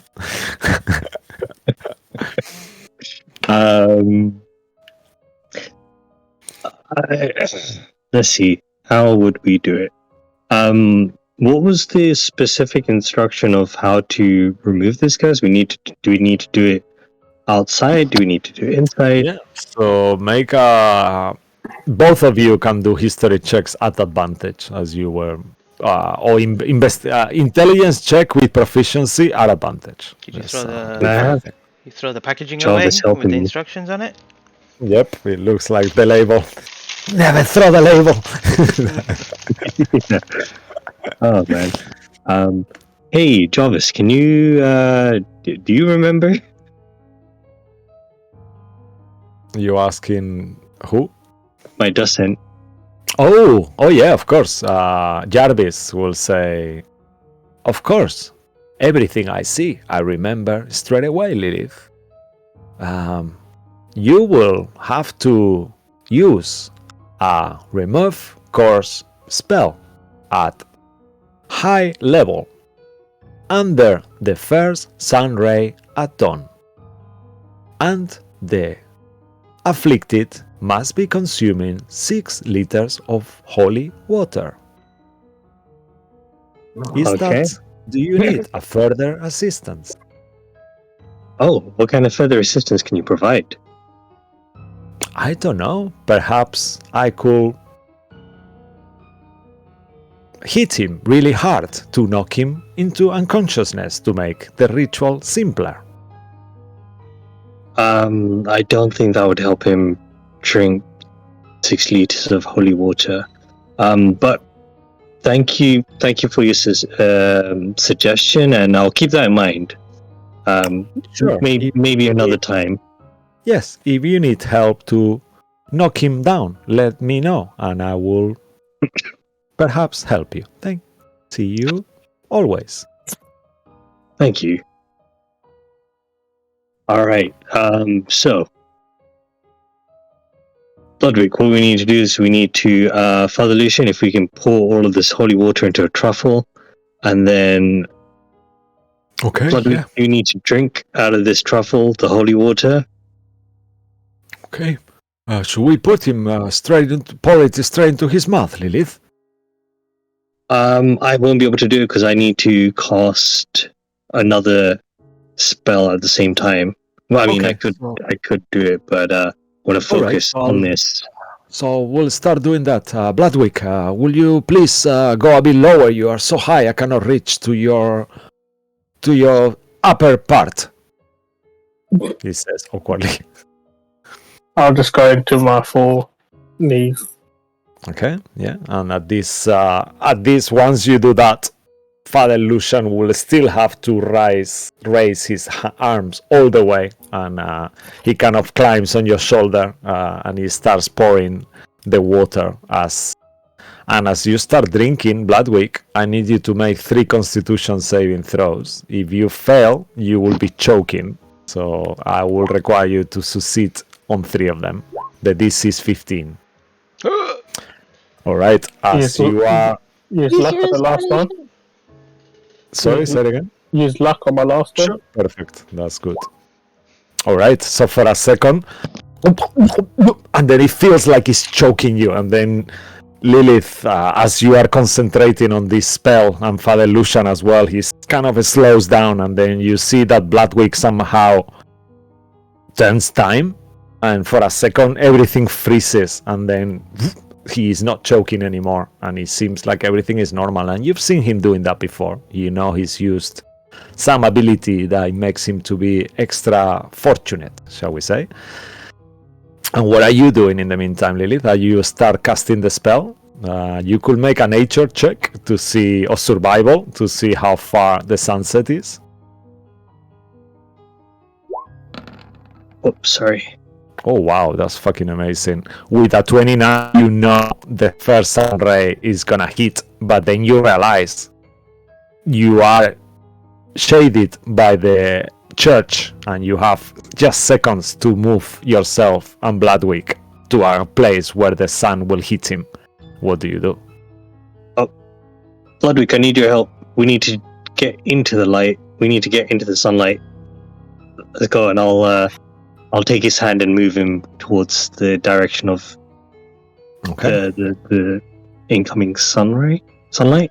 Yeah, you start galloping, Bloodwick, followed by you, Lilith, and as you start running, you start to see, are you in time? Are you gonna make it?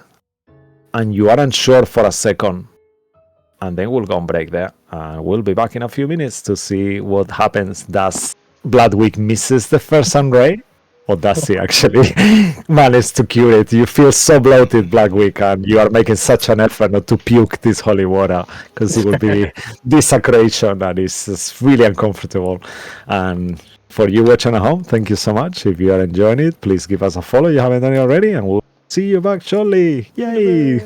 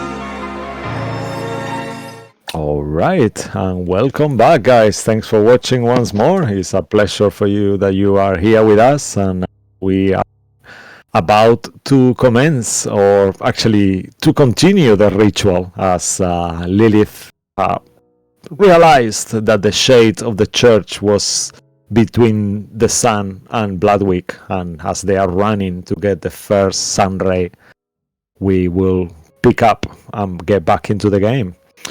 So Lilith and Bloodwick, please make either athletics or acrobatics checks, please. All right.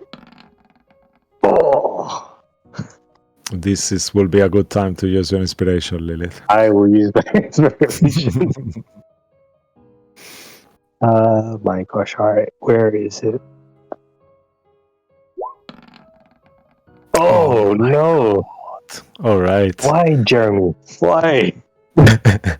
Bloodwick, you are arriving. See the sun is starting to rise. Is there anything you wanna do? You see that Lilith is too far, but she's within your reach. Is it something you would like to do, Bloodwick? You know the way the horse kicks backwards? I try to kick her between her legs to fly her across me, so she does like a flip me there.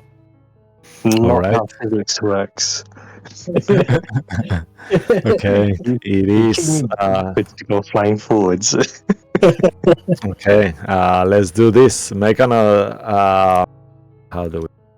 make an athletics check, Bloodwick, once more for this to be successful. You try to do what you were doing, and you kick her back to try to propulse her, as you see that she just tripped, and almost as she's falling and almost flying in the air, you just kick her, and then Lilith, you feel this kick. Make an acrobatics check at advantage to try to manage to fall on your feet before the sun. You start seeing the sun is starting to illuminate the sky at this point. My God.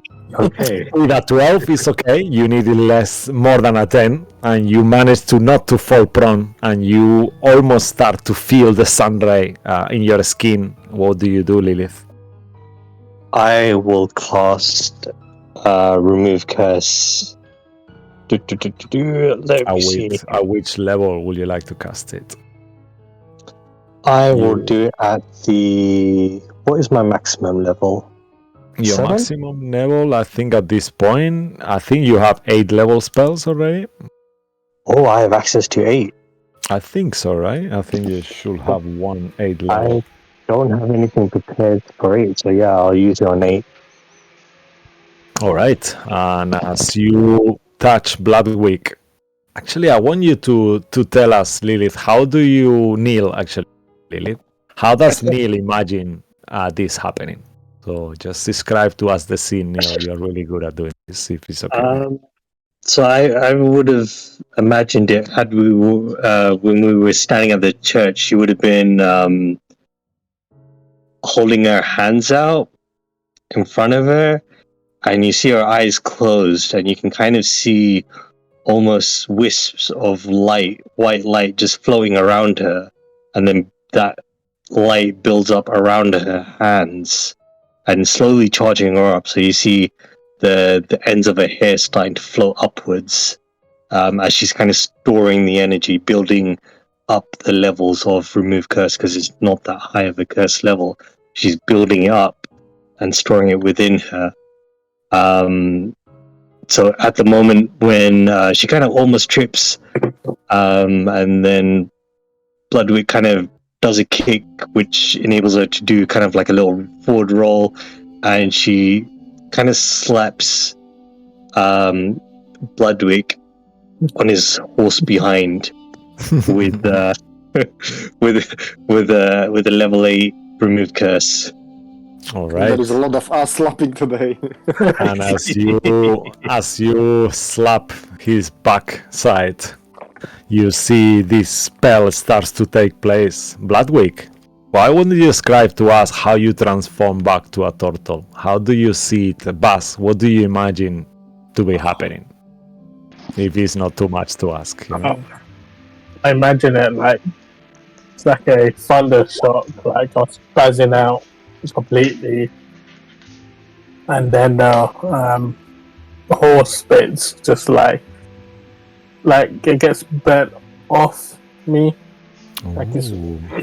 like you're smoking a cigarette, it's like the end of the cigarette is slowly going away.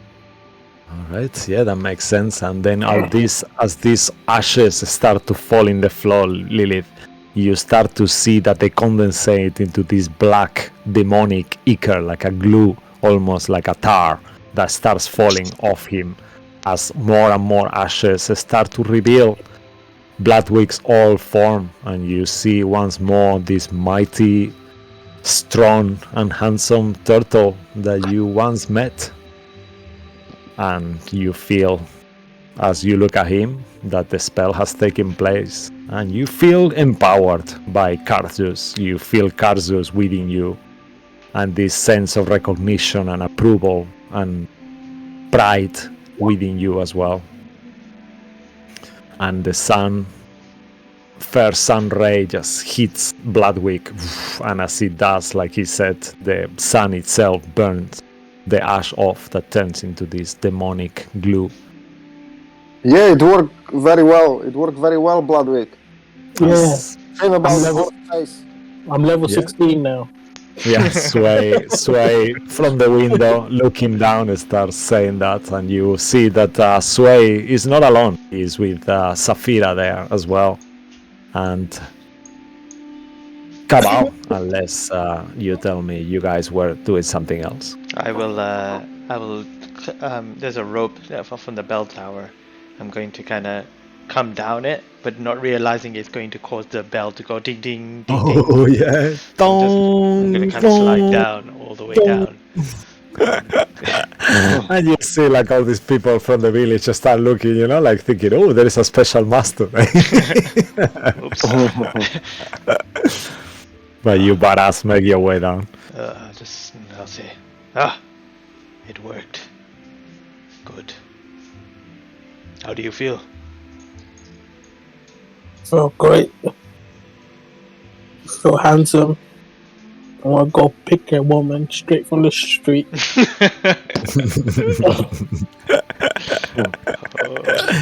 Actually, Lilith and Buzz take a point of inspiration for that super cool description.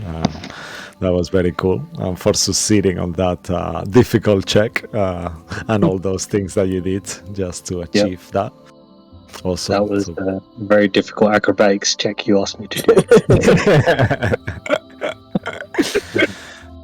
Yeah, and Saphira, as you look through the window, you see this Bloodwick transform to his original form, the same as you standing there next to Sway. You see Father Lucian and kind of like on one side, kind of praying, and then the others kind of like further away. They're just actually on the little graveyard of the church that is like where the tombstones are, and there you see all this weird demonic ichor that is being absorbed into the ground, just pouring in.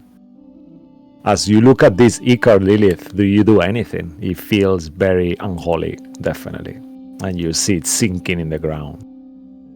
Oh, do I have any of the holy water left? Or just pour some of it over it? Yeah, I will say that as you kind of like start checking for your holy water, you notice that there is like a tiny, like enough for a splash, Yep, I'll throw a splash and maybe see if I can dig up the earth around it. Like just kind of scoop it up and go, hey guys, do we have anything to put this in? It kind of feels evil and is sinking into the church ground. Do you have any way to actually scoop this without touching it? Let's start with that. Or do you actually touch it? I was actually going to use my bare hand. Oh no! I don't want to turn into a horse. I mean, this feels like one of. It just looks like, like the movie Venom. That's what it looks like. Yeah. Father, do you have a plastic bag here? Lily needs to scoop up something with it like a dog. What is plastic? I don't understand. This is a sustainable world. We do not use plastic. Oh no! Oh my God, Mo, what have you done? It sounds like you're bathing yourself, Mo. Oh, that's the holy water. Oh yeah, okay. Holy water ASMRs. Okay, sure. Awesome. All right, Lilith, you are trying to scoop this. Let's go back on that. How do you specifically do it?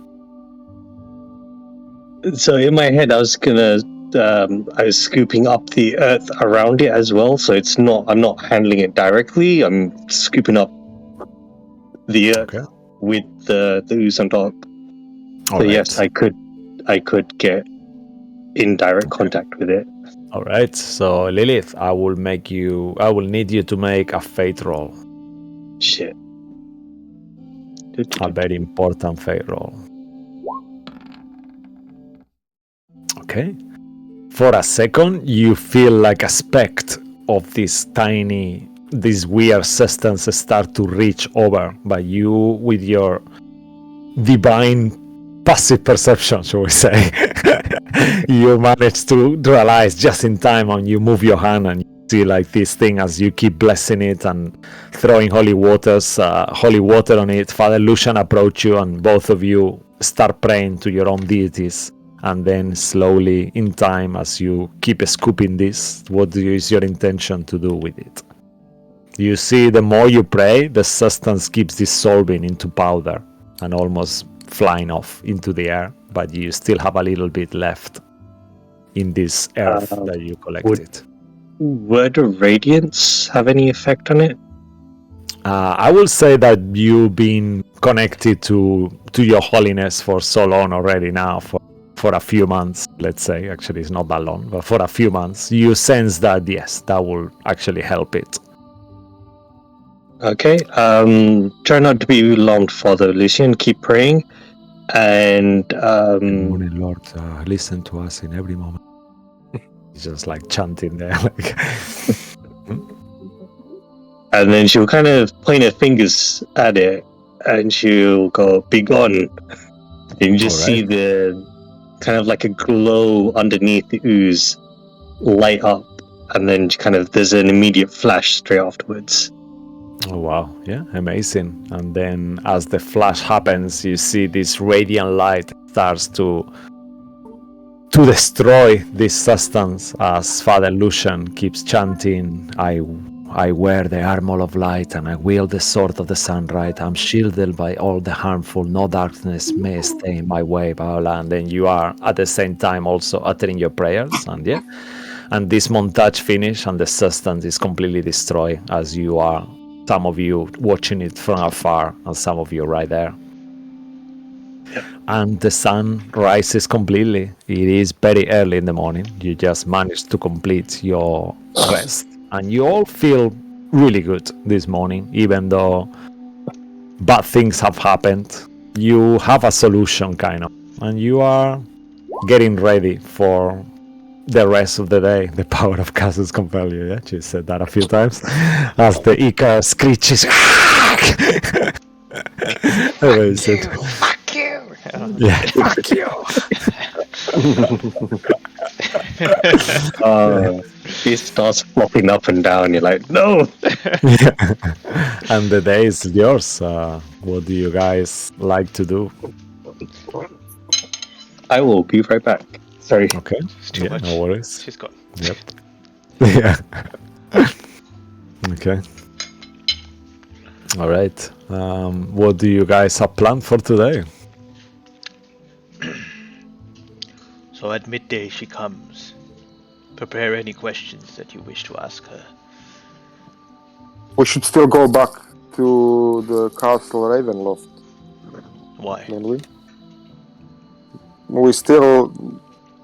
There is still people there. We just left there, but the ones who are fighting with us, they stay in a castle to Yeah, Let them doesn't stay abandoned.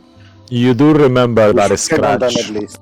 Yeah, Now, with this occurrence with a Strahd or whatever, he's double appearing, they might be in danger, they don't even know.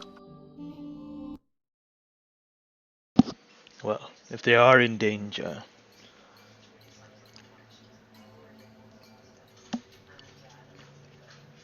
we can send something or someone to them. We do not need to be there ourselves. But it's best we do not abandon the castle for him to retake it once again.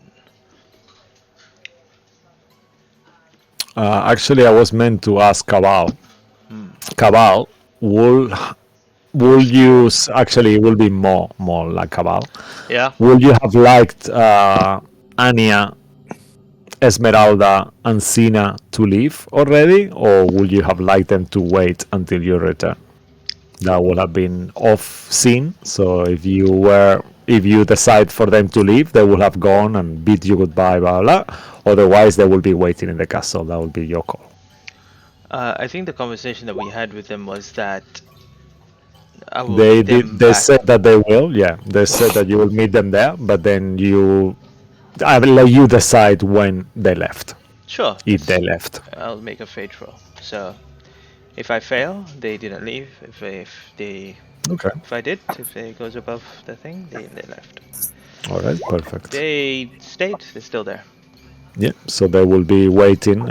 As you discussed, they will be a bit unconvinced on when to leave, so they were doing the final preparations, and Esmeralda was getting her carriage ready, and they went to the tower to actually pick up her carriage and all that. Okay, awesome. I made a little note here. So if you guys don't have anything else that you would like to do, we will skip all the way to 12 o'clock in the afternoon as you are in the main square, unless anyone wants to do anything. No, Is there? I don't know. Think we are ready. All right, amazing. So as you standing once more, you arrive to the square. The square has been cleaned. You see people, few of the guards and town workers, few goblins, orcs, giants, all different races, tabaxis, humans, all together, working together. There is like a big pile that is all ashes now on the floor there. And you see how life starts to come back, even though the incident and all this, the people's morale is high, the sun is up in the sky.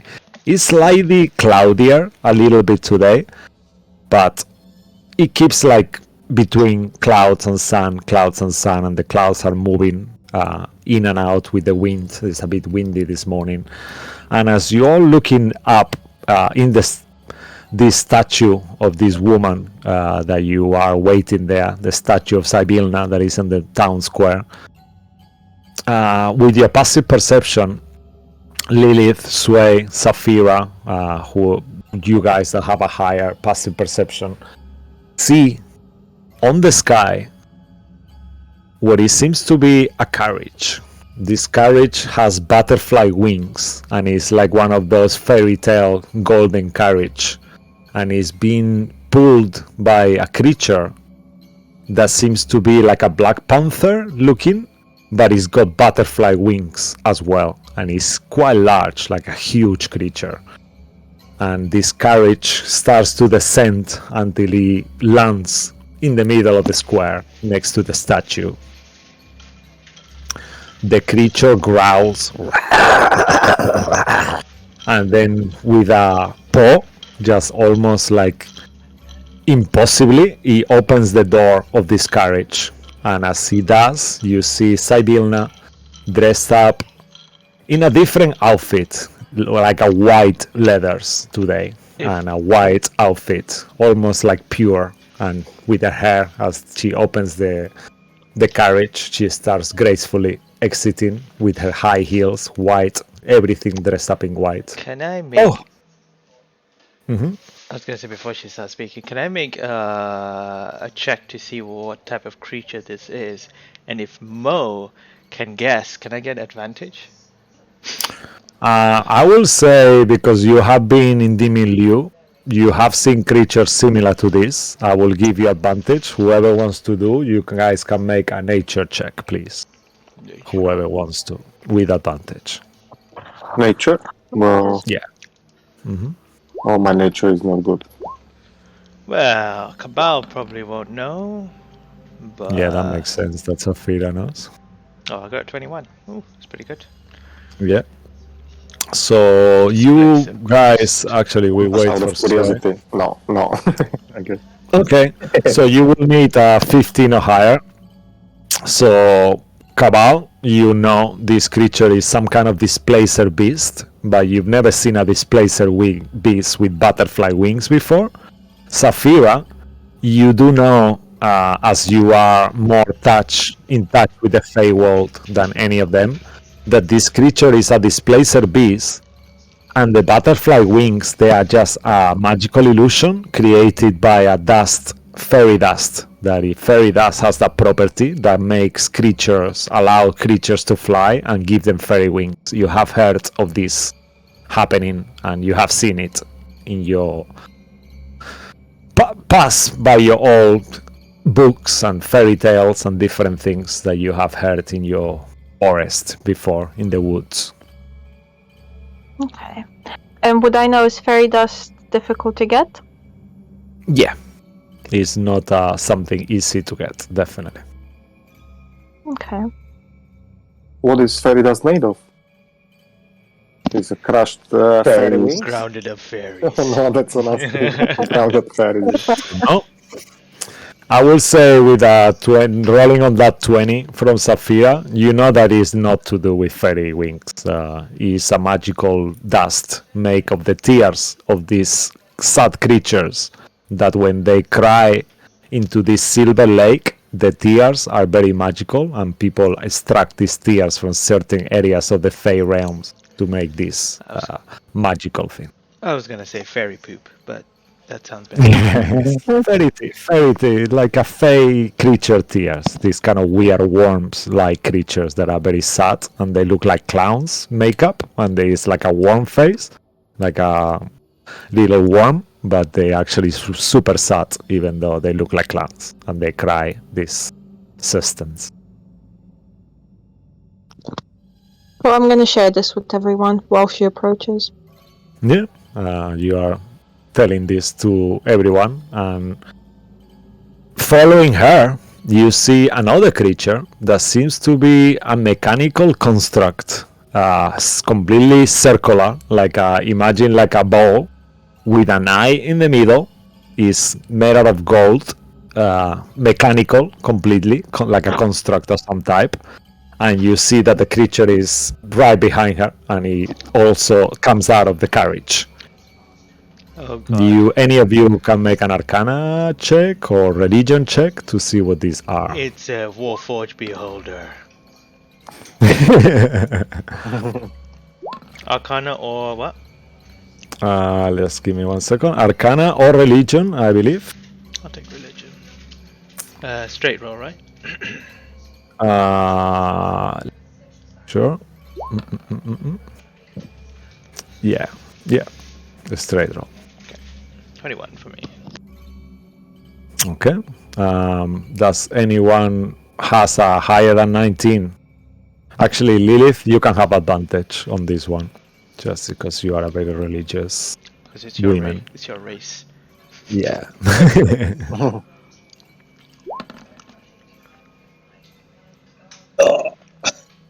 Nope.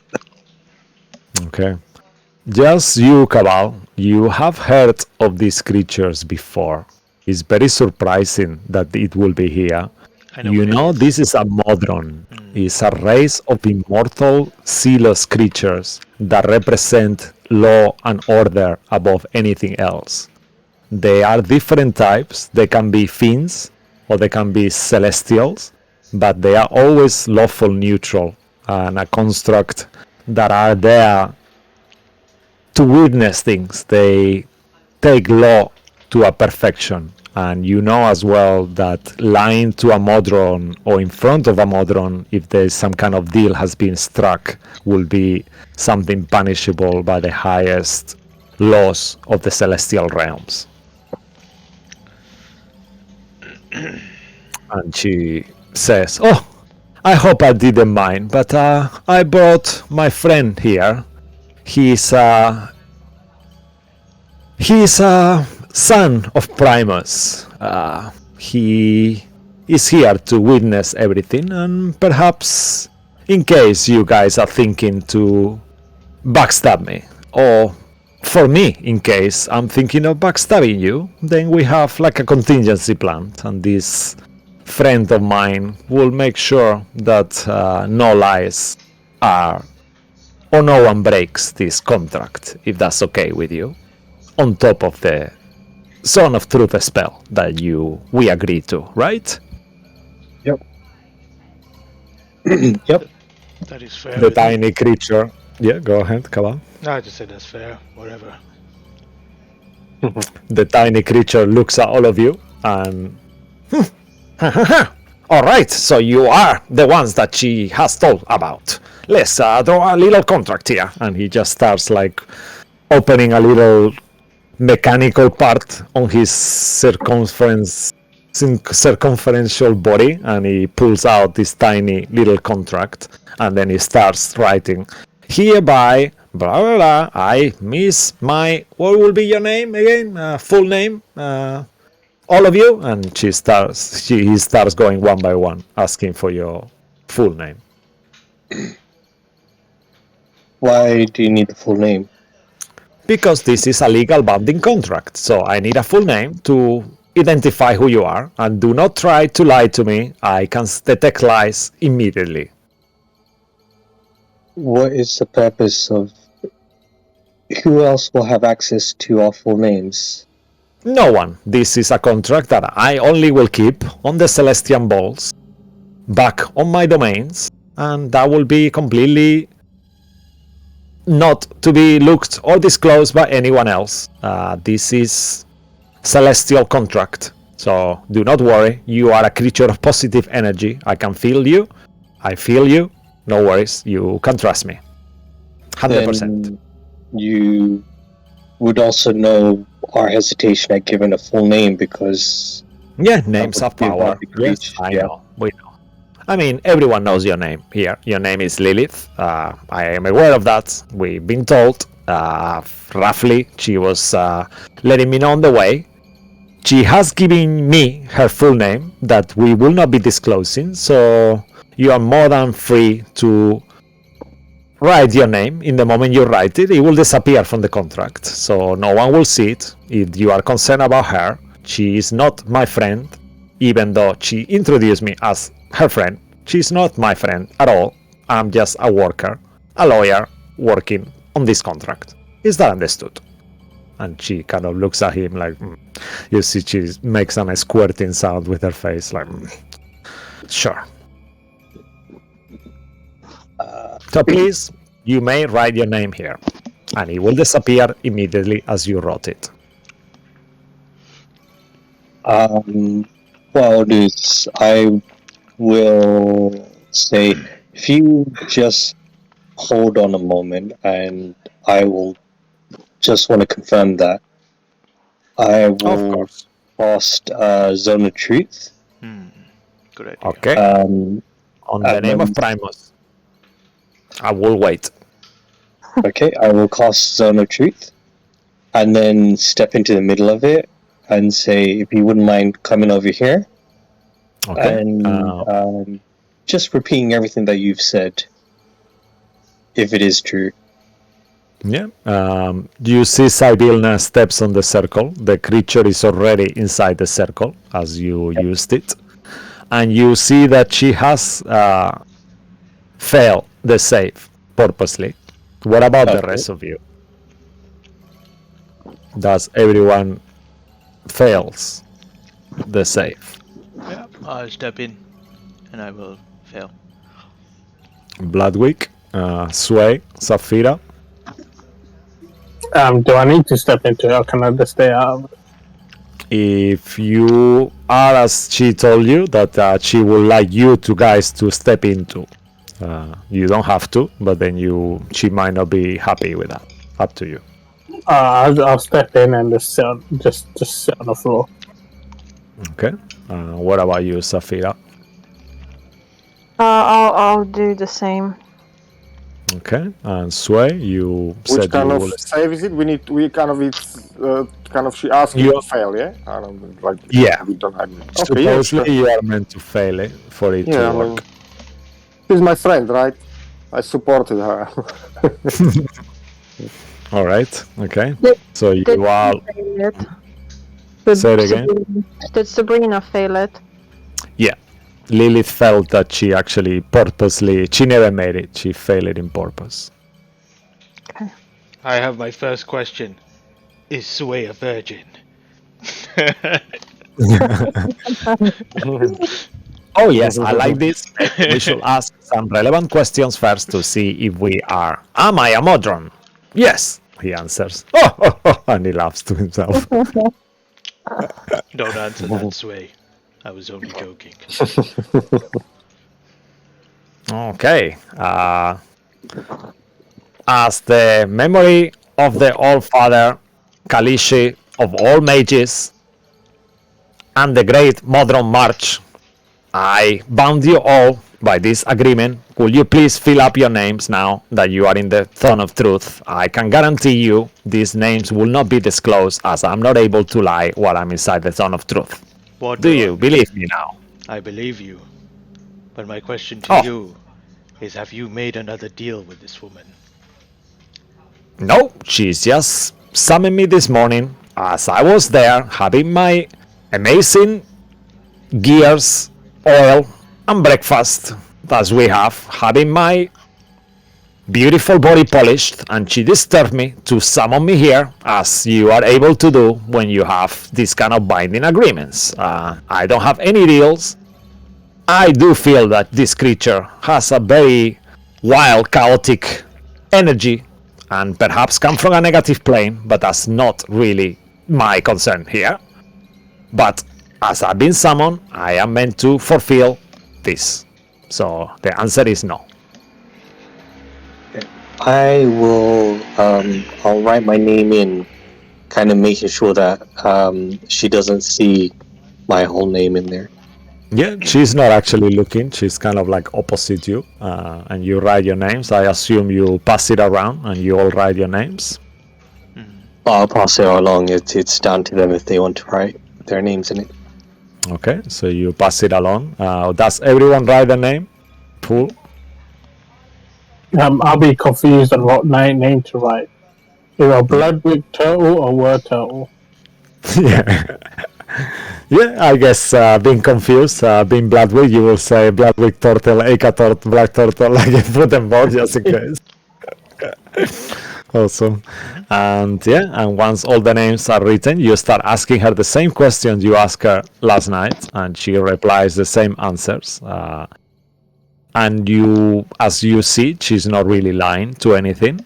But then she did ask, will you then agree to not harm my employees and not to interfere with my memory stone trading business?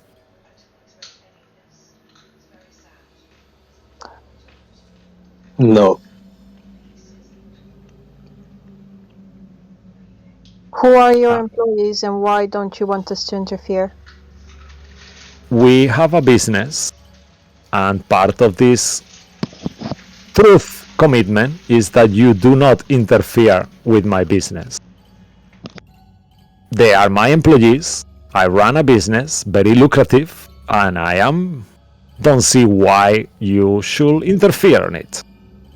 So you said you don't agree to interfere. So does that mean you are gonna interfere, Lil? At some point we need to address this. This is what we are here for. I'm wasting my morning time. You summon me here to in my face lie to me and tell me that you are not gonna help me? Is that what I understand in here? I never lied to you. I correct her and says afternoon, not morning. I was about to do the same. She lied. 1 Yeah. o'clock. She lied. No. We don't trust you. Maybe if you tell us more about your business. You are out of order, she says. All of you, you are wasting my time here. I will put it a different way, and you can see that I'm not lying. If you touch or interfere with my employees and my stones, I will kill you all and bury your corpses. Is that clear? Who are your employees? Where do they work? And we It's will my avoid three that. old ladies, beautiful. One of them is called Mira. Lara. Mira, blue. One of them is Lira, green. And the other one is Tara, red. They are my most loyal employees. And my memory stone business means you do not stop it at all, or disturb it, or interfere. Why no. have we opened this method? Why not go into a different kind of business? This is not what we are here for. We are here because we had an agreement where you were gonna agree to leave my business alone and my girls, and I was gonna agree to tell you where the simulacrum of Strahd hides, who are his allies, and how to destroy it, and all this information. And yet you bring me here to question me like I'm a criminal after I saved you already twice. This is very disappointing. Sorry, where did you say this simulacrum was? I didn't tell you because I'm waiting for you to agree to your terms. She did tell us, and then she asked the question, no? No, she didn't tell you what she hasn't told us the location. I thought you said in the beginning. I thought she said she answered all your questions, and then she asked. Yeah, all your questions that you asked last time that she never answered to where the simulacrum was last night. Neither.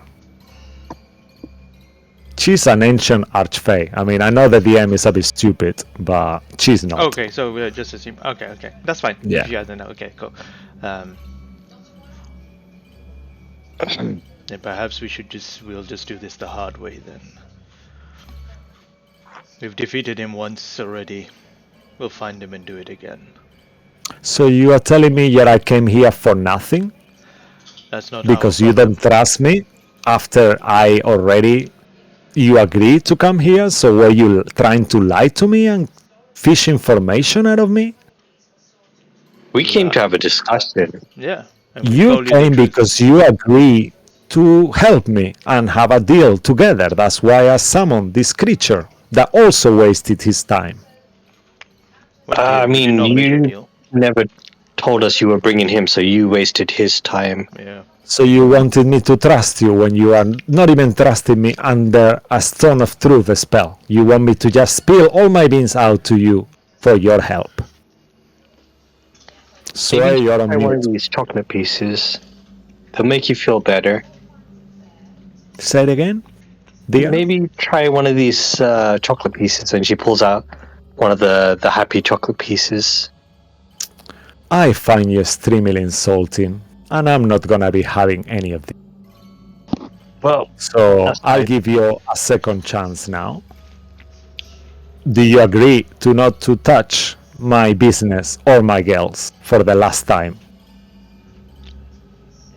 And think your answer well before you answer anything. Lilith will look to the group. What do you guys think? I'll give you a second.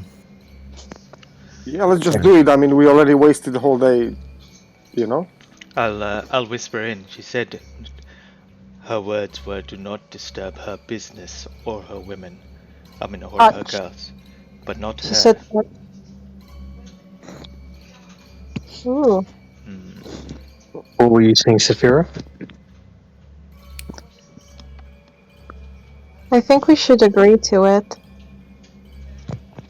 If we agree to it, we can't turn back on our word. We cannot touch her girls or her business. It's just us. I mean, she helped us the same, like real influenced by Darkalus, and we trust him without even blink of the eye. You know, she helped us the same pretty much. You know, in a lot of the things. So after all this, why are we now here not agreeing to whatever we came to agree? Sway, we know you have this this spare of the moment of agreeing to dark and creepy people. But Well, I agree to go with you as well. Yeah, look at you. Well, we can't be making extra deals now. Either we say no to her, or we try to. I don't think we should agree to it. We're here for a reason. Yeah, I think we should agree to it. So that's one to agree, one to not. What about the rest of you? Can we not agree, then kill her, and then the contract doesn't exist? You mean agree and then kill her? Yes. Get her to help us, and then she helps us, then we kill her. Then we can kill our little employees and disturb her business.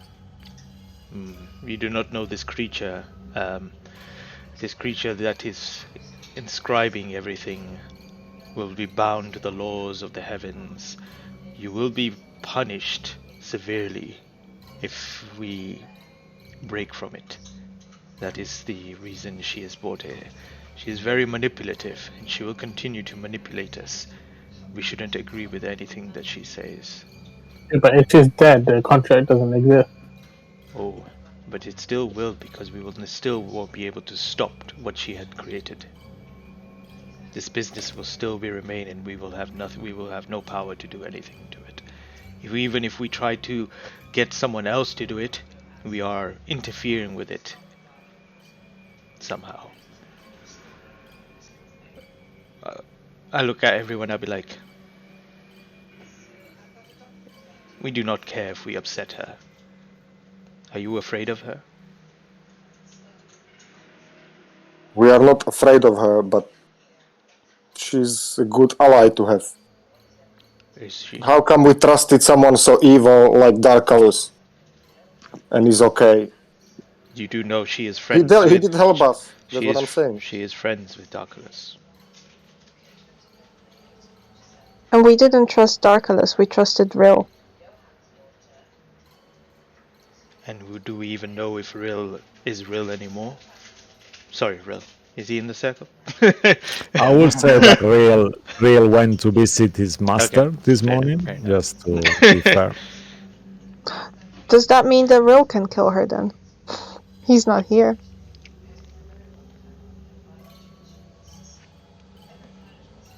Oh, I don't know how we're gonna trick this creature.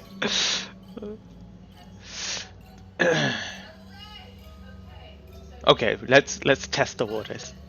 Okay, so we'll break the huddle, and then we'll go back to her, and we'll be like, very well. Those that are here will not disturb your business or your girls. Oh, that's wonderful news. I'm very glad to hear. Okay, so that means we are friends again? Is that what this means? No. We were never Allies? friends. Associates? You are just a means to an end. Fair enough. It will be beneficial for you to have friends like me, but if you refuse my friendship, there's nothing I can do to stop you, I guess. Very well. Your call. Out of game, DM, we said to her that those that are here agree to this. So not real. Okay. I will say out of game too, that she will visit Real personally herself and speak to Real when she comes. She will say to you, I know Real is not here, but me and Real, we are closer than you think. So I will ensure that he agrees to it too. Oh, let's go find Real. Run! But yeah, that sounds good. Promising. That's the beginning. So now is the part where I help you. Okay.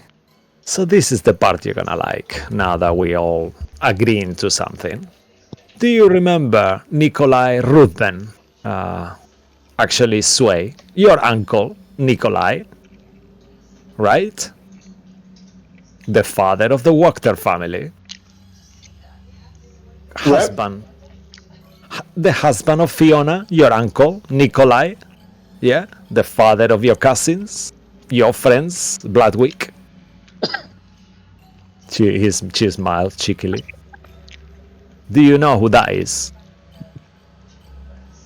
And Sway does know, even though Thomas doesn't remember. He was dead on the old timeline, and you find out from Estella yesterday that he is not dead anymore on this timeline. He is your uncle, the husband of Fiona Wachter, who is your auntie, the sister of your mother. And she's married to him. So she says, okay, so Nikolai Wachter, or Ruthven, whichever name, alongside with the Forge, that stupid dwarf that lives in a temple in Kresk. Yeah, we know that one. Are helping the simulacrum of Strahd. In there, they hide. The simulacrum has the sword, the Gravedigger sword, that you carelessly left after you defeated Strahd. And I believe he acquired certain skull from a dragon. Not really my business, but he's always had that, apparently. And all of them hide in their place there. You have been there, Lilith. You have been there, Sway. Yeah. So that's where they hide. He is much weaker than the original Strahd, so I don't think you will have problems to kill them. However, the Forge and his daughter are a very strong type of lycanthropies, so you better beware with those bites. What have you done with the globe of Bloodwinter that you created? Oh, I have it saved back in my realm, in Prismere, just waiting for the right moment. To use on who? Nothing to do with the Strat, nothing to do with anyone you know. To use on... Let's say that I have seen the future, and I know that my sisters will betray me one day, and I'm waiting for that day to come, and I have a contingency now. That's what I wanted it for. Not that you care or matter or even know my sisters. Fair enough. They are wicked and evil. What does Darkless want with Rill? That's for Darkalus to answer, not for me. Do you know the answer? I'm actually unsure about that. I do know that he was trying to end the world before and helping the main Ziran Falhonen, but I don't think he's doing that anymore. Are you in collude with any of the other Azalin Rexes? No. Anymore, shall I say? Not anymore? Not anymore. Apart from Darkalus, still. Yeah, apart from Darkalus. Let's say that in the beginning, when everything started, I might have helped a little Ziran Falhonen. I might have helping a little as well in Demon Liu. But then I realized that he wanted to destroy the domains of Dread. And that's not nearly what I want at all. So we had a misunderstanding. And that was the end of it. What do you and your girls do with these memories?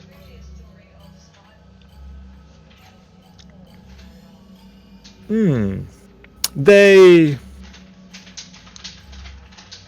are very powerful. And they are useful. It's a business. It's a trade. We benefit from them, I guess. In a way.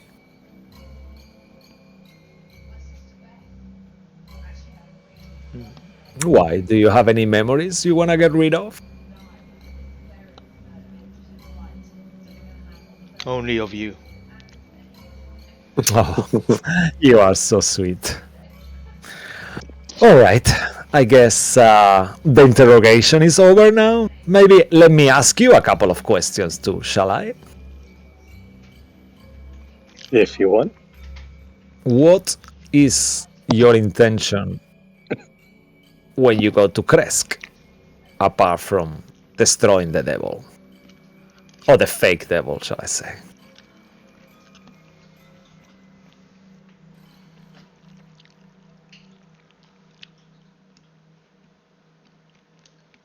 I guess that is our only intention at the moment. Well, my intention at the moment. Now that the other option is off the table. Okay. I like that. That's a good answer. I will tell you actually even more, just because even though you're assholes, I kind of like you.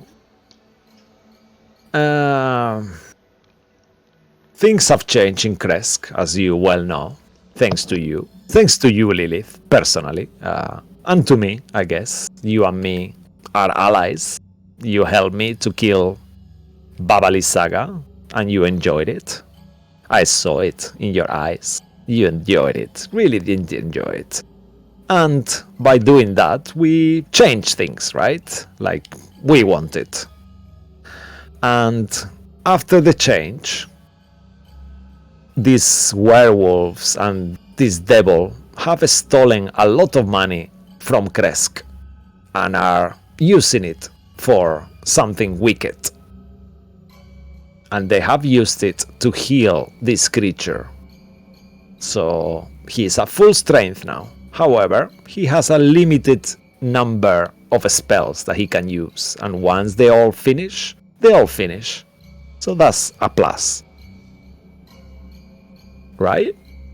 From what you've said,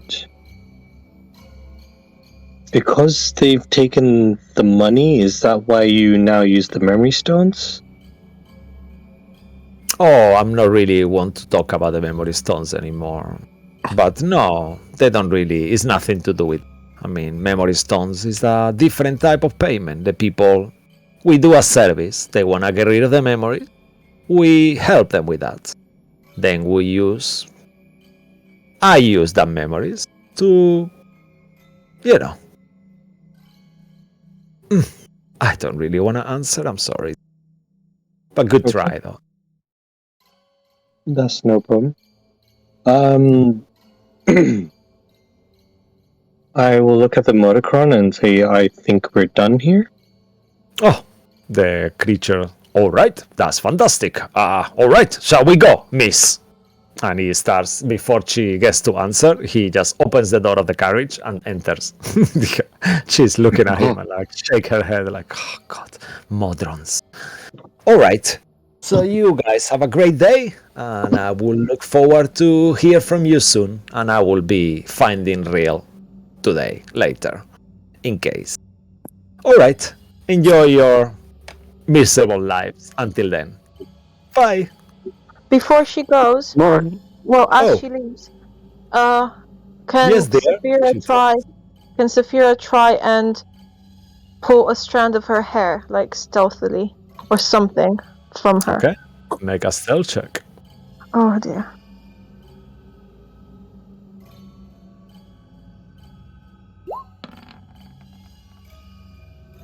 Ooh. Okay. She says to you, like literally looks at you, like, no, no, no, no, no. Keep.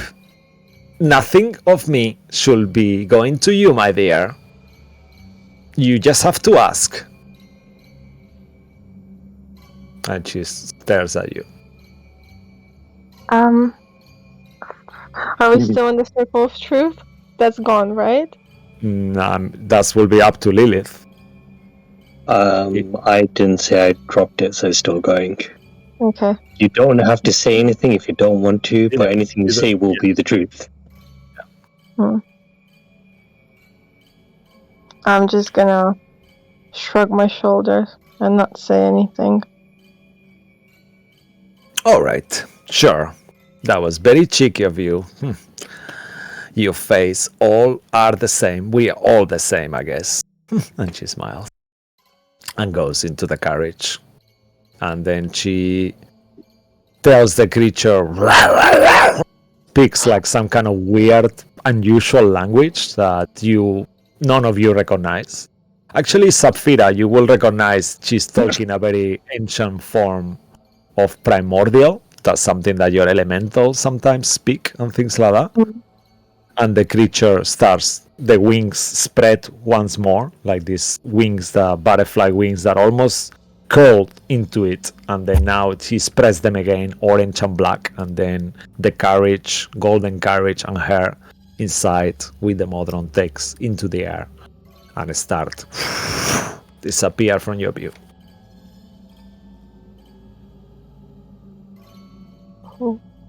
You're standing on the square.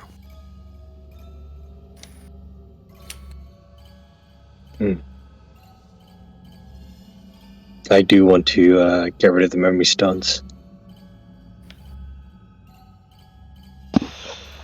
Unfortunately, we are bound now, and we cannot interfere with that business. However, let's hope Real doesn't agree to it. If he doesn't agree to it, then he will be the only one to be able to abolish this system. However, there are other people, we have other allies that could interfere. I think an injection of coin will potentially disrupt her business. perhaps Yeah, money always talks. motivation, perhaps getting those people that are upset and sad more joyful, more happiness, perhaps. I'm not too sure.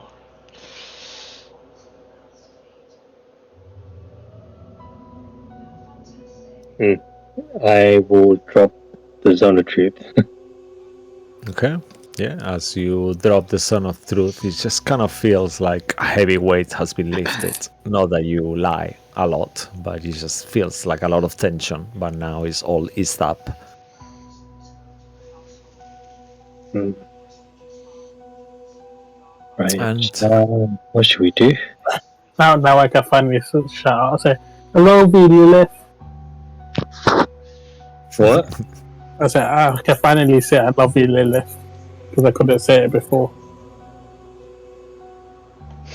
Okay.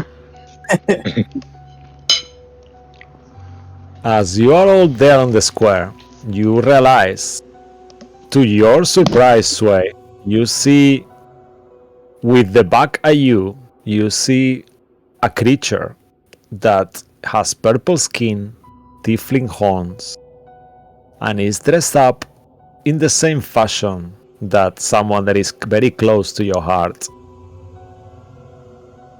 And for a second you think, is that a mark? What do you do, Sway? I look properly. Make a perception check as you look properly. Any of you who wants can make a perception check.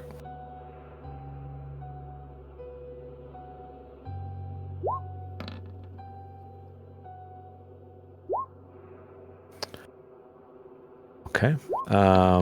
Actually, except Safira, because she's never met Amara. Sorry, I was meant to say that. My apologies. Ray probably Sway, was talking about her, so she recognized her as well. yeah, Sway and Lilith, you think from behind she is definitely Amara. However, you realize her heels are a bit high. You don't remember Amara wearing heels, you know? And this woman is slightly taller than Amara, perhaps, but her resemblance is really astonishing. And she looks at you, and she realizes you are staring at her. And she starts walking in your direction. Shit. As she does, and she gets close to you, with your passive perception, you actually realize that she's got a stubble. Oh no. And some of you remember her being Philip, the guard, who was obsessed with Amara. And then as this realization comes to mind, you realize that next to her, there is another two ladies. One of them is got this huge green hair, and another one is like a blonde with a kind of like a short head, like in a bob. All And of them she with says- stubble? All of them with stubble? Not all of them, just her. She's just got a tiny bit, you know, like the beard is grown really fast. And she says, "Oh my god, I don't believe it. It's you guys. How are you doing?" Oh my god, look at you, girl. I'm just gonna kind of roll my eyes looking at the other. Yeah, she says, "I'm Fangoria. Do you remember me?" Well, how could we forget? My gosh. What happened to you? I'm here with Tasha and Gigi Glee, and we just, making some business. Do you take a fell? She kind of whispers to you. Do you need help? What do you mean, do I need help? I look fabulous. Do you need a makeover, girls? And they all look at you. You do need a makeover. And they start laughing. I am I mean, so your makeover, confused. you look just like one of our friends. Oh yes, I'm just she's my hero, you know. That girl, she just is the most amazing thing ever. Her name was Amara, you know, me and her were like super close friends, and and now I'm impersonating her. I'm the Is it Amara so? experience, you know. You do remember, we really got along. Didn't you remember, Sway? You even thought I was gonna steal her from you. Bitch. Did that happen? I don't remember. Nope. I remember we got him in trouble a couple of times, but She was. You remember, Amara was like quite kind to Philip, you know, and she kind of make a few conversations with him, but they were not like super close friends. Definitely not. hold on a second. I'll cast on Retreat again. Oh my god. Okay. They are unsure what to do, so the three of them will just like, oh, you see them that they're kind of like moving their heads weirdly, and all of them fell. They're safe, and they look at you. Oh, what is happening? This feels so weird. I feel like a man. Right. One of them says. Philip, right? Oh yeah, Philip. Yes, of course it's Philip, but I go under Fangoria now. Oh, you go by Fangovia. Yay, it's my stage name. Me and my Okay, girls, it's amazing. Do you mind repeating the nature of your relationship with Amara? Oh, I worship her like she was a hero to me, and she really didn't give a shit about me. Just so like infatuated by her looks that I decided to make the true Amara experience, and that's what I am. And your two friends? Oh no, she always kind of like... I tried though, I really did, but she was too busy saving the world, I guess. But we did speak a few times though, and then you see her friends look at her like, ah, you bitch, like all of the jaws drop. Like, what? You don't know her? And you be telling us? and they start like arguing with each other on the Zone of Truth. Okay, I drop the Zone of Truth and then come on, guys, let's walk away. Yeah, and you see at some point, you bitch! And then you see that one of them takes the wig off. Ah! And she screams, and throws the wig on the floor. And a few minutes as you are walking off from the square, you see they start punching each other, scratching with the nails, like proper, like aggressive behavior. And as they are fighting, this bug flies off. Lilith, Sway, and Amara, Saphira, you three realize that something has fallen off Fangoria in the floor. Okay, I pick it up quickly. Stealth, yeah, or whatever. Sleight of hand.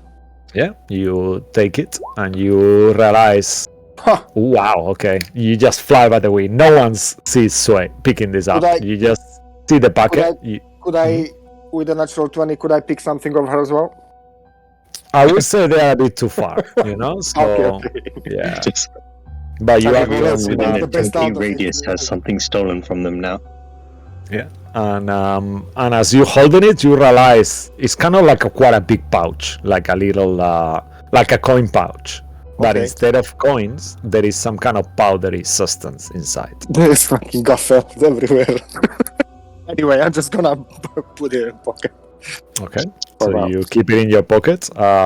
You can add to your inventory, actually. Let me just tell you the amount. 1 second. So I have it here on my notes. What is it? A disguise self-powder? No, this one is Gaffel. Yeah, you can add to your inventory. 1 second. Is here? Yeah, okay. You can add 5 solars. You just write that 5 solars of Gaffel.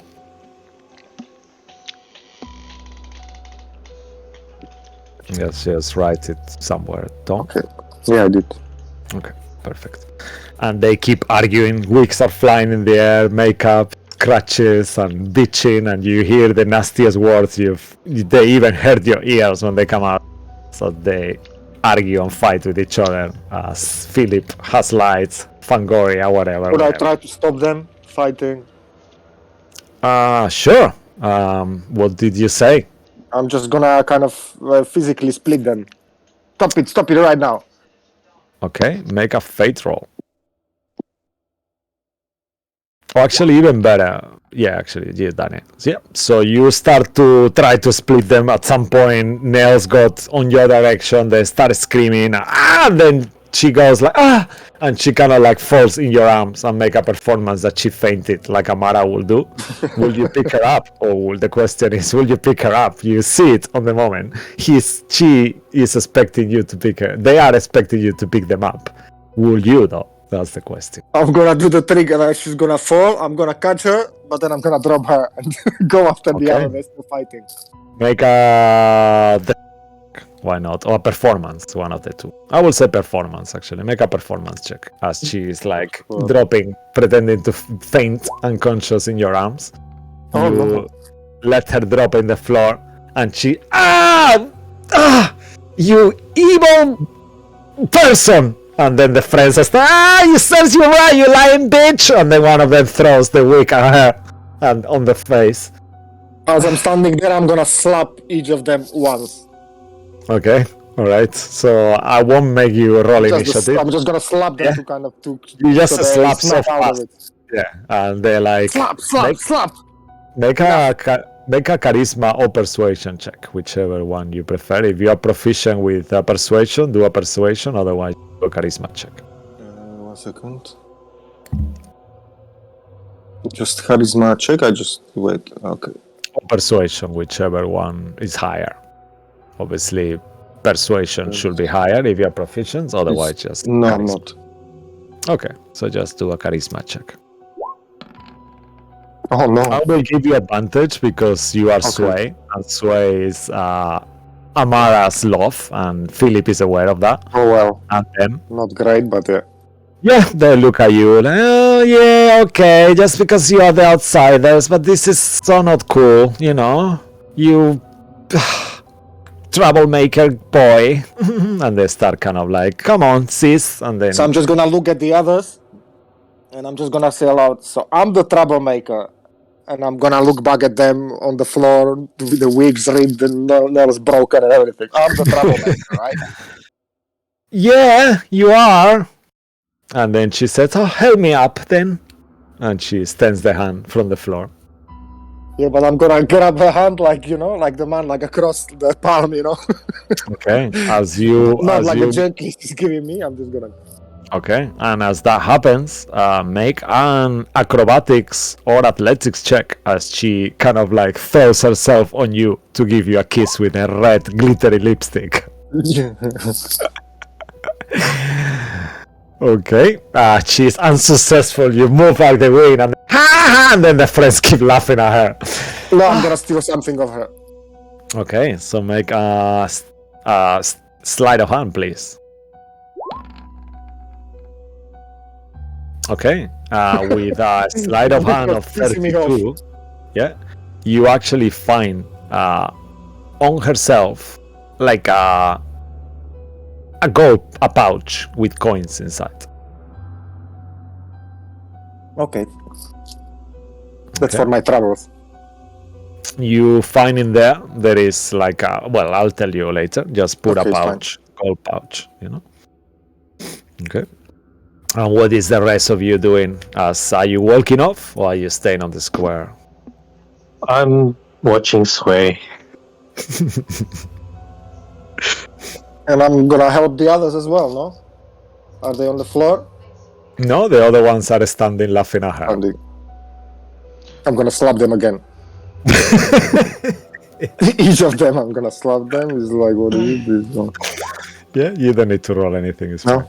Well, Yeah, it's As okay. this- You successfully slap them, and they all so like they at some kind of they point. stop laughing. They stop laughing. Yeah, it kind of works. Like it's not like I assume you're not doing like a super slap. You're No. doing like It's just like kind of for them to like snap a out. kid, like you will slap a kid that is misbehaving. Because I'm already like kind of fed up of all this shit happening already with all this all settled, and now Yeah.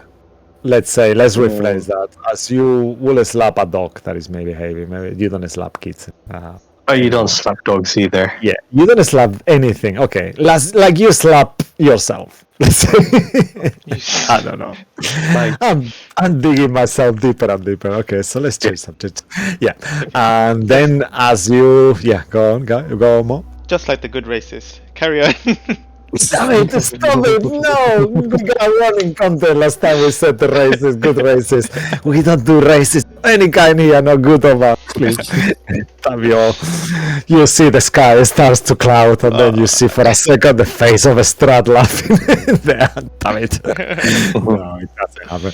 Alright, and as you are, does anyone else want to do anything else before we end tonight's session? I think it would be probably a good place as you guys are starting to leave the square, planning to go to Kresk today. Is that the plan? As this chaos is happening, I'll just look at the rest and I'll be like, are you ready to fight him once again? I suppose we don't have a choice in this. yeah, that is like we thought the work is done, but it's just not done yet. So we just need to keep fighting for a little bit longer. Let's end this once and for all. And then as I'm saying this, I'm just gonna kind of glare into the distance thinking of Amara. I'm gonna walk over to the three, and I'm gonna take Phil's wig off and go, be true to yourself. Don't try to copy other people. Be yourself. And I'll Says give the one with the fake skin. She says to Sheriff, you've been sheriff. What she'll do is she'll put 4 fingers under her top lip and then pull the skin back over her head. make an intimidation. Triple advantage. Yeah, I'll give you a triple advantage on that one, definitely. Make an intimidation check, please. Well, he won't need it. Yeah, you see they freeze, like all of them.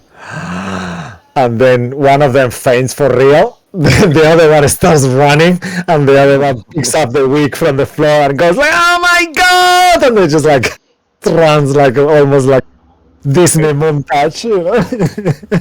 She puts one gold piece on the person that's fainted in their hand, and then starts chasing after the other two with half of a head. Wow. The skin's just flapping behind her head. You see, you're like, "Oh my god! Oh my god!" There is no way. Let me actually roll. There is no way they'll stop. However, you are an adventurer and you have a constitution that they don't have. So if you wanted to catch up to them, you will be able to. Do you want to? I will catch up to them and then They're put a like gold against coin the in their corner. hand. A I'll coin? put a gold coin in their hand and say, Carthus be with you. And, just be kind to yourself. You don't need to make up a fantasy for other people to like you. Are you still telling it with the like skeletal face to their face? She's saying that she's pulling her face over her head. Yeah, you see their expression, if you can see the screen, is like, yeah, of course, yes, whatever you say, praise Carsos. And they're just like holding the coin, like looking at each other, like, oh my god, we wish we can see. With your passive insight, you can see they are terrified. But they take your advice and they say Carsos in a respectful way. Okay, bye. And one of them I'll see you guys at the next mass, right? Oh yes, definitely. See you I'll later. keep an eye out for you guys. Front row. Praise I'll take you, please. Okay, and they kind of start walking this kind of like faster and faster and faster, you know, this kind of walk. Amazing. The one on the floor eventually stands up and kind of like starts running in a different direction with the coin in the hand, looking at it. Okay, all right. Saphira, Bloodwick, Cabal. Anything else from you guys before we finish tonight's session? Nope. All right, amazing. Okay, so as you start walking off the square with the sun high in the sky, kind of like caressing your skin, with a plan already and a purpose and a mission, and potentially having to fight the weak version of Strahd Bansarovich once more. Fear dangles in your mind, and bad memories of that fight that lasted felt like a lifetime and 2 days in real time. And as you guys keep walking into the town, we will leave it there for tonight. Yay! Thank you so much, guys. That was a very awesome game. You guys are the players ever. Thank you for playing with me and putting up with my bullshit and my shenanigans. Also, it's a pleasure for you guys watching at home. Thanks for here as well. Thanks to James Webster for some of his cool art that we've been displaying on the episode, and to Darren Curtis as well. You can check them out on their Patreon links and show them some support, please.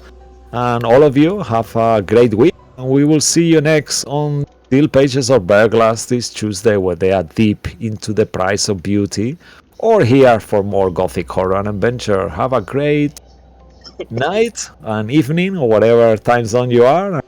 Soon and good. Bye. Bye. Bye. Bye, guys. All the best.